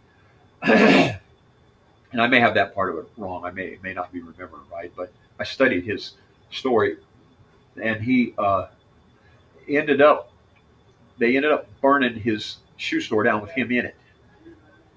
And I'm looking at this, and I'll tell you the way I found this was I just typed in Frank Morris something. I don't remember what, and this guy popped up, Frank Morris. The gentleman's name was Frank Morris. He was black. Frank told me for a while he hated black people. And that's what Frank was alluding to. He was trying to see if I could connect up the names. Well, I didn't even know Frank's name, so why would I connect it up? But he's a psycho, so, it meant something to him. Not only that, but Frank had this word association thing. If he could get two words that were similar in two different situations, he figured they were linked by some evil force of his or something. Well, this gentleman had his name. I could see why Frank would get really angry about that. We got to kill this guy. He's got my name. And he's a shoe repairman, which is what Frank did when he was in prison. He repaired shoes. That's how he knew how to make a raft out of raincoats that wouldn't leak. He knew about glue. He knew about sewing, canvas and leather and that kind of thing. But this poor gentleman, what happened was his place was suddenly on fire in the middle of the night. He runs out into the front room, and he's going to go out the front door, and someone's standing there with a shotgun, get your ass back in there, and they used the N-word on him, and the guy turned around and ran back into the back through the flames and came out the back door on fire. This poor guy made it to the hospital alive, died 4 days later, and he was burnt everywhere except for the soles of his feet. Oh my God, he didn't have any clothes. Terrible. He didn't even have it. Terrible. It's horrible. But that, when I started reading the story, because they say the Ku Klux Klan did it. There's even a couple of guys who were in the Ku Klux Klan that said they did it. These were rednecks that wanted to sound like tough guys. Frank Morris and the Anglin brothers did that. They killed that guy because Frank didn't like it because he had the same name as him. He had black skin, and he was trying to copy him by making fixing shoes like he did. I'm thinking like a nutcase now, okay? Because I'm figuring that's what Frank was thinking. And he would try to allude to that murder to me without going in depth on it, just enough that when I started reading about it, I'm like, this is what he was talking about that day. That's in my book where I tell you about him not liking black people, but I couldn't figure out what he was trying to tell me. This is what he was trying to tell me about, was about that murder. Because I think he told me about every murder that he did, but in that kind of a way where, it really wasn't much of a story, but it stuck in my mind for whatever reason. Yeah, he obviously liked to speak kind of in code, and same with the Codes and letters. clues, Yeah, exactly. everything. He told me that everybody, I told him, I said, man, you're all about codes and clues. And he goes, yeah, people tell me that. And I go, why? He goes, well, I just don't want, I don't know what he said. If he said, I don't want people to know everything or something, I don't know what he said. But I'm thinking that what happened was he became very good growing up at not opening his mouth too much because he knew he was going to get beat up. So he would try to, with his foster parents, they beat him a lot. He would try to, which is what made him into a killer. He would try to say minimal to keep the beatings to minimal. And he started learning how to talk in codes, clues to keep from coming out and saying things that he knew was going to get him beat up real bad. Yeah, he definitely sounds like he had a tough childhood. That's for sure. Oh yeah. He was tortured, and the thing that he said that made him the way he is, I say he said that he made him into a killer, but he never told me he was a killer. He said this is what made me the way I am, and I go, what? And I think I have a chapter in my book called the portal or the closet, something about the closet, locked in a closet. Yes, that's it. Yeah, that's where he got his demons from, because there was a portal in the back wall of the closet that would open up and he would go to hell and the demons would come out and be with him. Now, this is what he told me. I'm not telling you that I thought up all this crazy stuff. This guy would get beat to death. They'd beat him in the head. They'd kick him and throw him in there and smash his head into the wall. He may have been unconscious. He may have been anything, okay? But in his mind, that's where he connected up with the demons, and the demons told him, you need to kill somebody. I guess, because he told me that that's what made him the way he is. And then he really, really, if you remember that chapter, I tell you about how he went into this psychopathic rage and beating on the wall and kicking on the wall, saying they beat you and they kick you and they hit you, talking about the abuse and the punishment. And then they lock you in that damn closet. He said it like that damn closet. Yeah, and then he took said, it you know what out. it's like? He took out his rage on all of his victims. Yeah, because he said something to me one time about, I'm going to get somebody for something. And I go, something about, you sure you're not trying to get them for what happened to you when you were a kid? Well, as if to say maybe, but he didn't say maybe. And I'm like, can't you figure out? I mean, these people didn't do anything to you. Why are you trying to take something out on them? And he goes, because something about they all need to pay. That's in my book. Yeah, I wrote it in there in the book where he said everybody needs to pay. Yeah. Yeah, that's in the book. So that gets those ideas across. Kind of important, I think, when you're talking to a serial killer and you grow up thinking you have this crazy friend in Mexico City that don't make a lot of sense, and you pretty much forget everything. And wow, man. I had one friend. I want to make a video on him. His name was Sergio Safos. This is one bad little dude. He was real muscular. He won bodybuilding contests, and we worked out in the gym together. And he was mean as heck. He always tried to start a fight with me. One time, we got into it, and he was a fan of Bruce Lee. He had very fast reflexes. He never took any karate, but he copied the things Bruce Lee did. And he gave me that sidekick of Bruce Lee's, which was, I have had very, very fast reflexes. And he kicked me so fast I didn't have time to block. I couldn't even see his foot, and almost knocked me down. And I was a lot bigger than him. And I'm like, man, I went after him and he ran, and then we laughed it off. But we were going to a club that night. And he comes into the gym one day and he goes, man, look what I got. And I, what? He had a gun. Where the hell did you get that? And he goes, he said, somebody pulled. Let me back up a little bit. I had been to his place and we were leaving. We were going to go to work out after. He said, come on over and we'll talk about something. I don't know what. And, about the club we were going to go to. And when I was leaving, these three guys kind of cornered him behind his van, and I couldn't see him. And I go, "Hey, sir, do you need any help?" And he laughs and he goes, "I don't need help with these." I don't know what he called them, but it's something that meant they weren't nothing to him. And next thing I know, I see him driving away in his car, and the three guys are walking away. I mean, he was a bad little dude. Well, when he got to the gym that day, he said, "Remember those three guys?" I go, "Yeah, yeah." And he goes, "Man, I went to get in my car, and they're there, and the guy pulls a gun on me." And I go, "What are you doing?" He said, "I side kicked it, and what happened?" He goes, "They ran like they were really scared to death." And I go, "So what'd you do?" And he's laughing. He said, "I grabbed the gun. I got in my car." And I go, "Man, he wanted to give the gun to me. I wish I'd have took that gun." But I was afraid I would be involved in some kind of crime because he didn't report it to the police, and he had the gun. He threw the gun in the dumpster because he didn't want to have it around him. Yeah, that's crazy.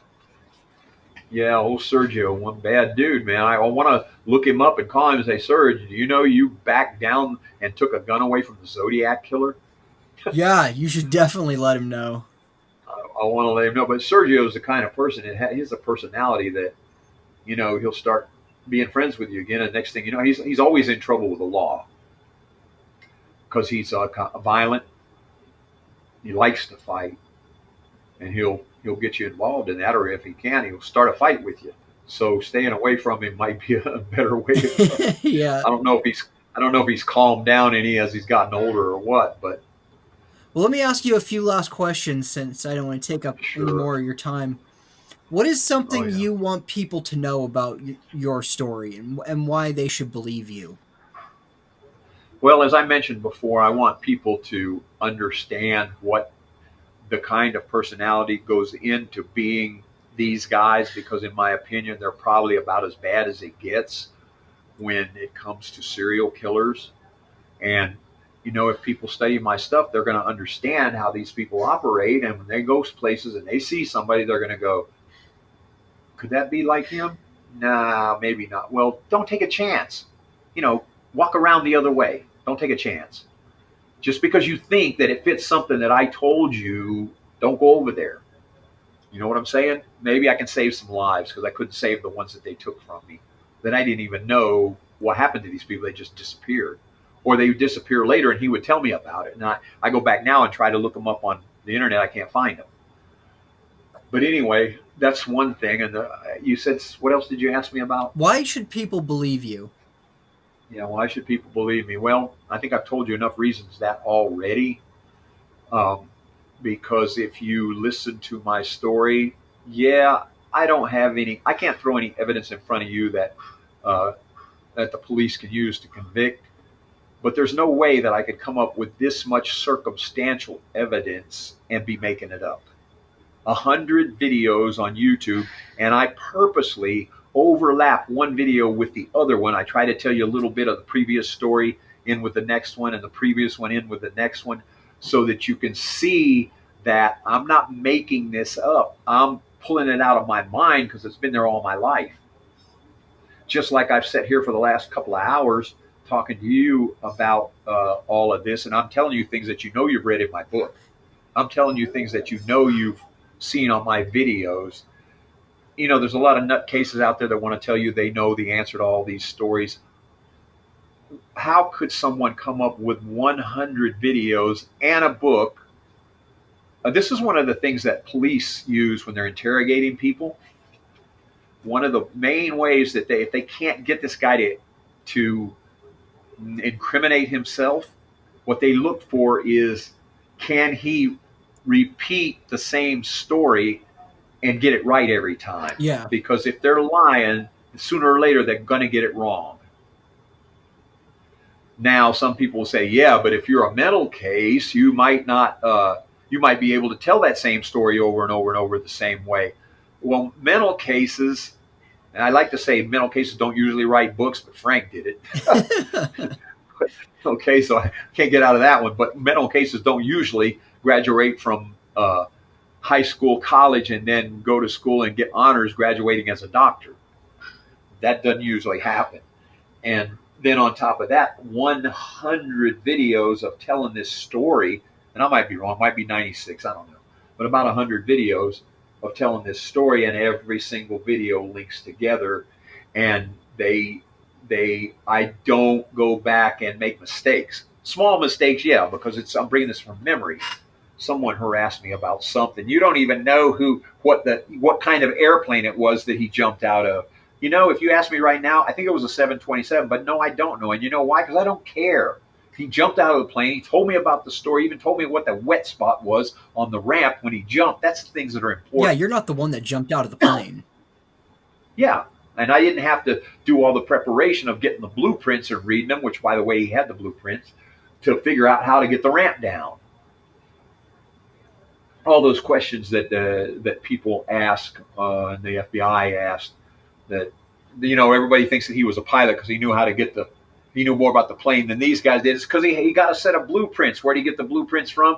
Either the guy that taught him to jump got them, or Arthur Lee Allen got them for him, because Arthur Lee Allen was in the military. I think he worked with that plane. He wrote codes or something like that. He helped Frank learn codes. And he was there with Frank at the Lake Berryessa attack, as you know from my book on the Lake Berryessa attack. Yeah, and I think it adds to your credibility. I mean, you're willing to respond to people asking questions. You're commenting on, you're responding to comments on the YouTube videos and everything also. Yeah, and you may notice that I have no fear. Definitely. because you're not going to outsmart me on this, because it happened to me. It'd be just like, what was the one favorite thing that really happened to you in high school that you can really remember? Did you play a sport, or did you play in band, or anything that you did in high school that just still baseball. memorable?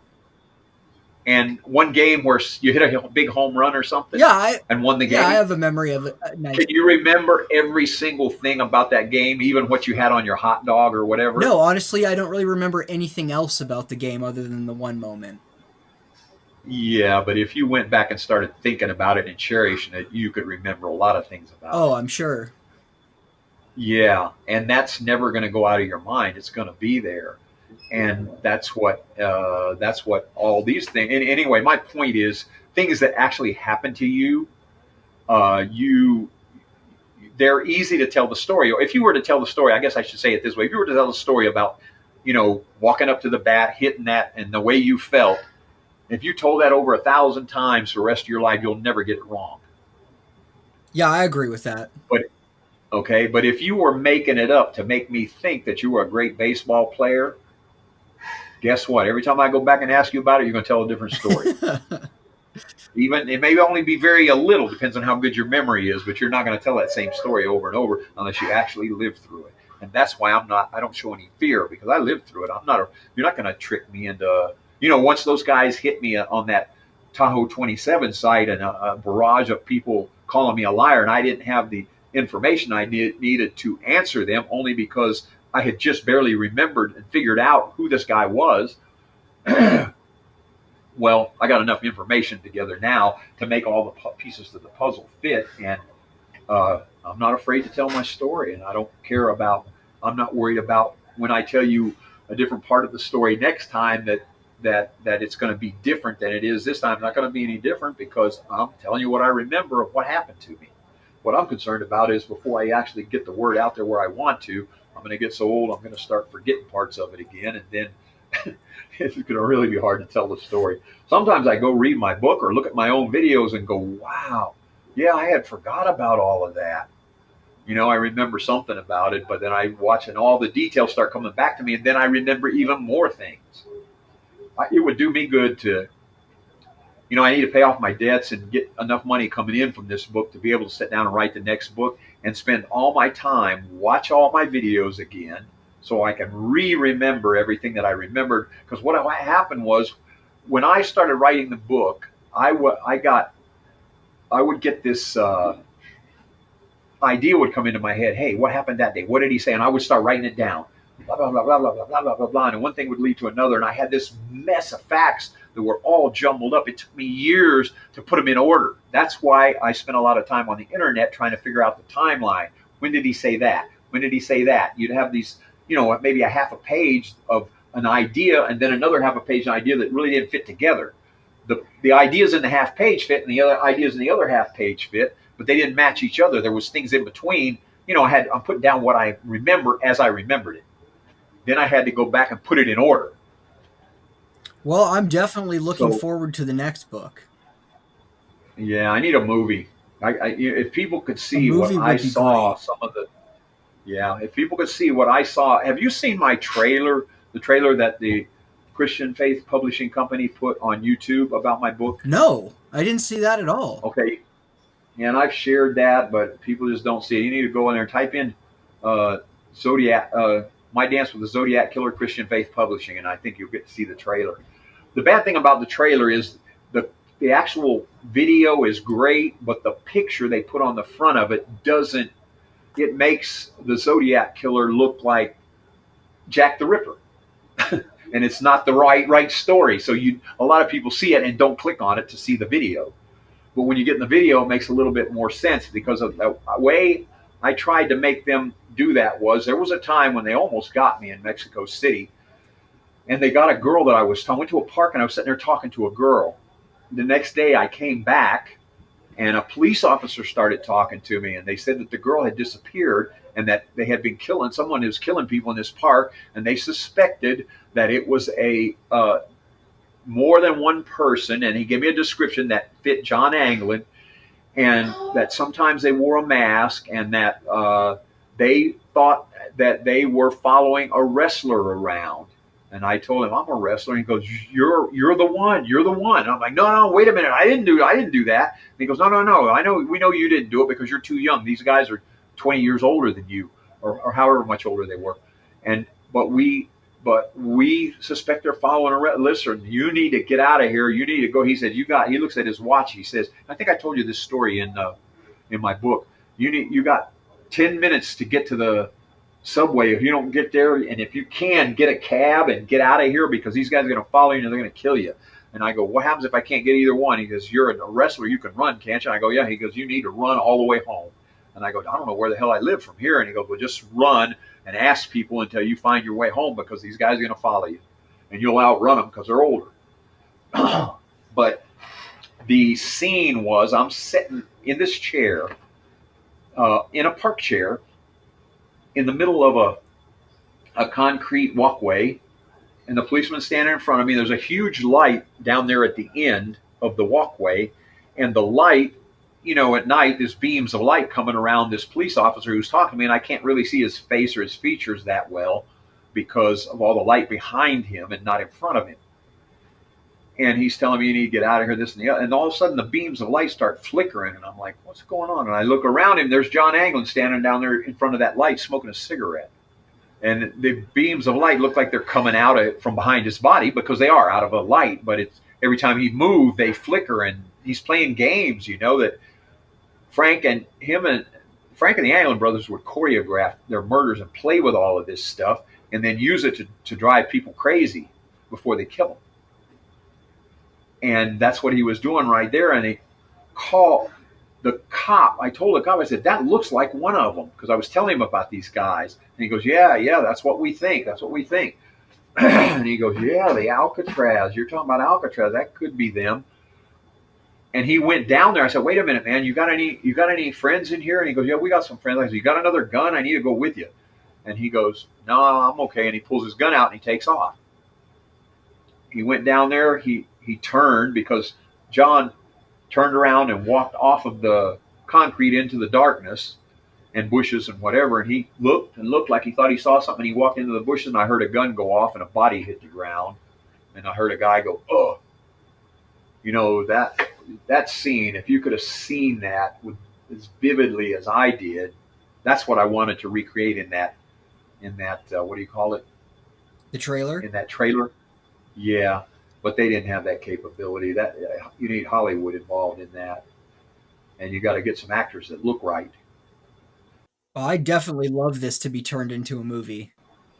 Yeah, me too. And I got up and I started running, and because I got up and I started to walk down. I'm going to go help this police officer, and then I started thinking, because I thought that he shot somebody, but then the thought occurred to me, what if somebody shot him? Now that person has two guns. And I'm going to go walking down there. I don't have a gun. So I decided to do what the police officer told me. I turned and started running towards the subway. and running. There's an archway there, and I ran through the archway, and there stands Clarence Anglin, who I didn't recognize at Clarence Anglin at the time. But when I think back and look at the pictures, yeah, he looked a lot like Clarence Anglin. But the thing that really rang the bell was he stopped like he was going to try to stop me. And I looked at him like, you don't want to stop this train because I'm running through you. And he stepped back and let me go by, which Clarence had done that before to keep from getting into it with me. These guys were scared of me because I'd hurt them before by accident when I was a little kid. I don't know if that's in my book or not. They hurt each other trying to kill me, But anyway, I ran past him and I kept running, and I got out there and there's a taxi there, and I see the taxi and I go, "Hey, can you give me a ride out of here?" And he said, "No, I'm getting ready to get off." And I got in, I closed the door. I said, "You need to get out of here because see that." I look back and here comes Frank, and I go, "I think this guy's a killer and he's got a gun." And the guy, whoa, and he steps on the gas and we drove off. Frank was reaching for the door of the cab to open the door. And I can't remember or not. I think he had a gun in his other hand, but I just can't remember. But the next day when I met him, still not knowing it's the same person, but I told him, "That guy last night looked a lot like you." And he goes, "Oh, it wasn't me. I was here asleep last night." And he goes, "You need to get out of Mexico because we almost got you last night." "You almost got me? I thought you said it wasn't you." "Yeah, well, it wasn't me. I mean, somebody almost got you. It's, you need to get out of here. You're going to end up dead, okay?" Imagine that. I'm trying to figure out what all that means. Are you scared for your life nowadays? No, I was at first. I really wasn't scared. I've never been scared for my life except for one time. I'll tell you about that sometime with these guys. But I was scared for my family's life when I first started writing the book. And I was afraid of something like, there's a freeway out in front of my place of business here. I was afraid, I would walk outside and scan the freeway and scan the parking lot to see if anybody's out there pointing a rifle at me, But after a while, when I figured out that Frank's dead, that kind of calmed the whole thing. But I was still worried about the Anglin brothers. But at the same time, I had already figured out that the Anglin brothers couldn't do any of this without Frank's genius brain. So I wasn't worried too much. Then I saw the Anglin brothers. Once I saw them, I felt like I was in control or something. And Clarence Anglin is deaf and almost blind. John can't walk too good because I hurt his leg one time when he tried to stop me in my car. I ran over him. And he also hurt it when he jumped over a fence there at Alcatraz. And, John has to kind of baby Frank around because he can't see any. I mean, John has to baby Clarence around because he can't see or hear very well. And, I drove past him and I went down the road, turn around and come back. I was going to get out and start talking. I thought, what am I going to do? I don't know. I'm going to get out and talk to him. Remember me from Mexico? And see what they do. I'll just stay far enough away that I can jump in a car and drive off if they pull a gun. And I see John, it started raining, and I see John helping Frank. I see John helping Clarence get up the steps. Frank wasn't there, okay? I keep saying Frank, but he wasn't there. Helping John get up the steps and get into this house where they were at. And that pretty much sealed it for me. I wasn't too much scared anymore. I wrestled 3 matches last weekend, professional wrestling, in 110-degree heat out in the sun. I carry a gun when I think I might need it, and I wouldn't mess with me, okay? So they better not. But I don't think they can. Yeah, especially if they're as old as they are these days. These guys are 90, and Frank would be about 93 or 94, and I'm sure he's dead. Because he left him down there, and he wouldn't have left him unless he knew he was going to die. And he went. The message that I got from the Anglin sisters was that he went to Washington to stay with a niece or a nephew, a niece or a cousin, who I think is a girl that I used to play with in Minnehaha Street, and that's where I first met him. That story is in my book. Remember, they tied me to a post, and they threatened to cut my throat and cut me in little pieces. Yeah, yep. Minnehaha Street, the chapter on Minnehaha Street. And that girl, she was 5 and I was 5. And I believe that he went to live with her in his last days and went to the hospital because of lung tumors using someone else's Medicare. They stole somebody's identity, so they're probably getting a check and everything else.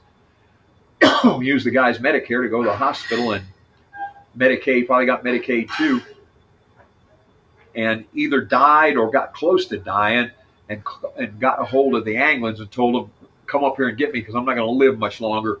We got to go up to Washington and take care of Ed Cossey, because Frank was really adamant. When I first met him, I was a little kid. I had no idea what he was telling me. He kept telling me with this angry voice, I'll get that guy if it's the last thing I ever do. What guy? That damn shoot rigger. What do you mean? That shoot rigger. Because if you remember my story, you have to read my book. He couldn't get a hold of the ripcord because it was around behind the parachute. And they say things about that in the FBI files about this case, that they figure he died because he could have never, where that ripcord was at. Ed Cossey told him he would never been able to pull the cord. Ed didn't tell him that. They figured that because where he told him it was at, he probably couldn't find it because he wasn't an experienced jumper, and he would have hit the ground. And he almost didn't find it, but he did. That's, as you know, it's in my book. But anyway, gee, how did I get way over there? Yeah. Well, he was going to go. I think that he told him, we're going to go up there and get that guy before I die. Because he told me, if it's the last thing I ever do before I die, I'm going to get that shoot rigger. And one day, maybe a week later, he told me, I'm going to get that damn guy. What guy? That guy up there in Seattle that I told you about. And I go, what are you going to mean you're going to get him? And I made a joke out of it. I'm like, yeah, you're going to get him. What are you going to do? I'm going to kill him. That's the only time he ever used the word kill around me. But it was so far from when he had told me the story, I didn't even relate it was the same two people.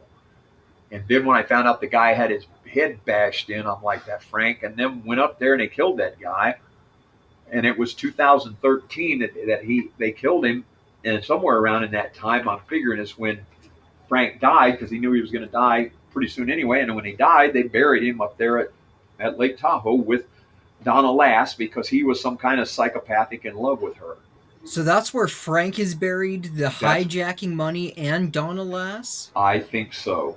My studies and everything. And some of the hijacking money, he told me, is in Florida. He said is down there in Florida. You might want to go look in that park you used to play in when you were a kid. And I go, really? He goes, yeah, that one place where the big rocks are at that you used to sit on the rock?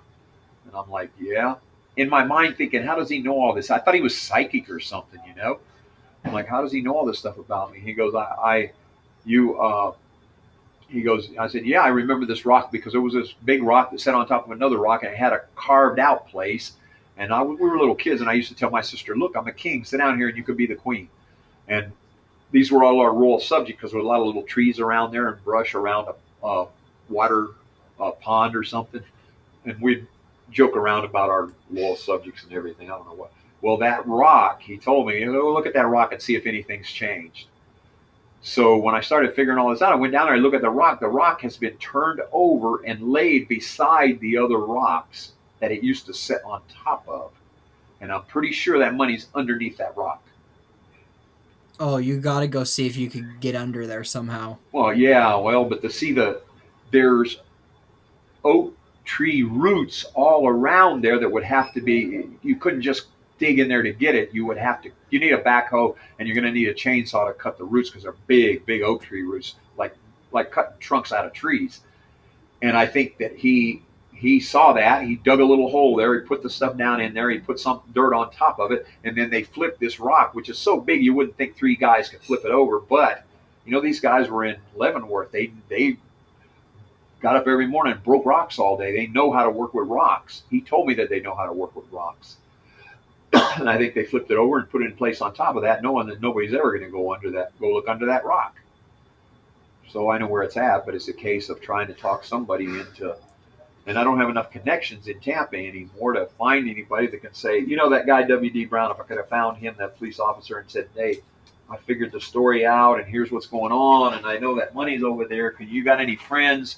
He could have connected me up, and they could have, They go down there with a backhoe, lift that thing up, dig a little bit, and see what they can find. Hey, I got a patient coming. I got to go. Okay, let's just leave this window open. Where can people find you, Dave? They can find my videos on YouTube by typing in David Gold, Zodiac Killer. And no, I wasn't the Zodiac Killer. And they can find me on Facebook by typing in David Coutcher, Coutcher. And look for the David Coutcher that, talks a lot about wrestling and has a wrestling picture of himself on there. You can look up Pharr Gym, Pharrgym, or Gold Chiropractic Clinic. I have a site for each one, and you can connect up with me there, and I'll be glad to talk to them about whatever they want to know about the case. But don't make any assumptions, and do your homework and study as much as you can on it before you start asking me a bunch of insinuating questions, okay? I just got another one last night where somebody comes in and says, you knew all this stuff about these guys and you never went to the police. I told him, I said, don't, before you make an assumption like that, watch a few more of my videos. Yeah, absolutely. All right, thanks for coming on, Dave. I appreciate it. All right, thanks for hanging out with me and Dave today. Be sure to pick up a copy of Dr. Coutcher's book, My Dance with the Zodiac Killer, Stalked by a Psycho Killer for 30 Years, Volume 1. He has also posted dozens of videos on his YouTube channel, David Gold. If you're anywhere near Pharr, Texas, then be sure to visit Pharr Gym and the Gold Chiropractic Clinic. You'll find links to all of Dave's stuff in the show notes. If you have any questions about what you've heard on the show, or you want to keep up with the DB Cooper case, you can follow us on Facebook. We are the Cooper Vortex, or Twitter at DB Cooper Podcast, or email us at dbcooperpodcast@gmail.com. Don't forget, please leave us a review wherever you listen to the show. Thank you to Dr. David Coutcher for taking time out of his busy day to tell us about his relationship with Frank Morris. Thank you to Russell Colbert for taking time out of his busy day to make this show. I'm Darren Schaefer, and thank you for listening to the Cooper Vortex.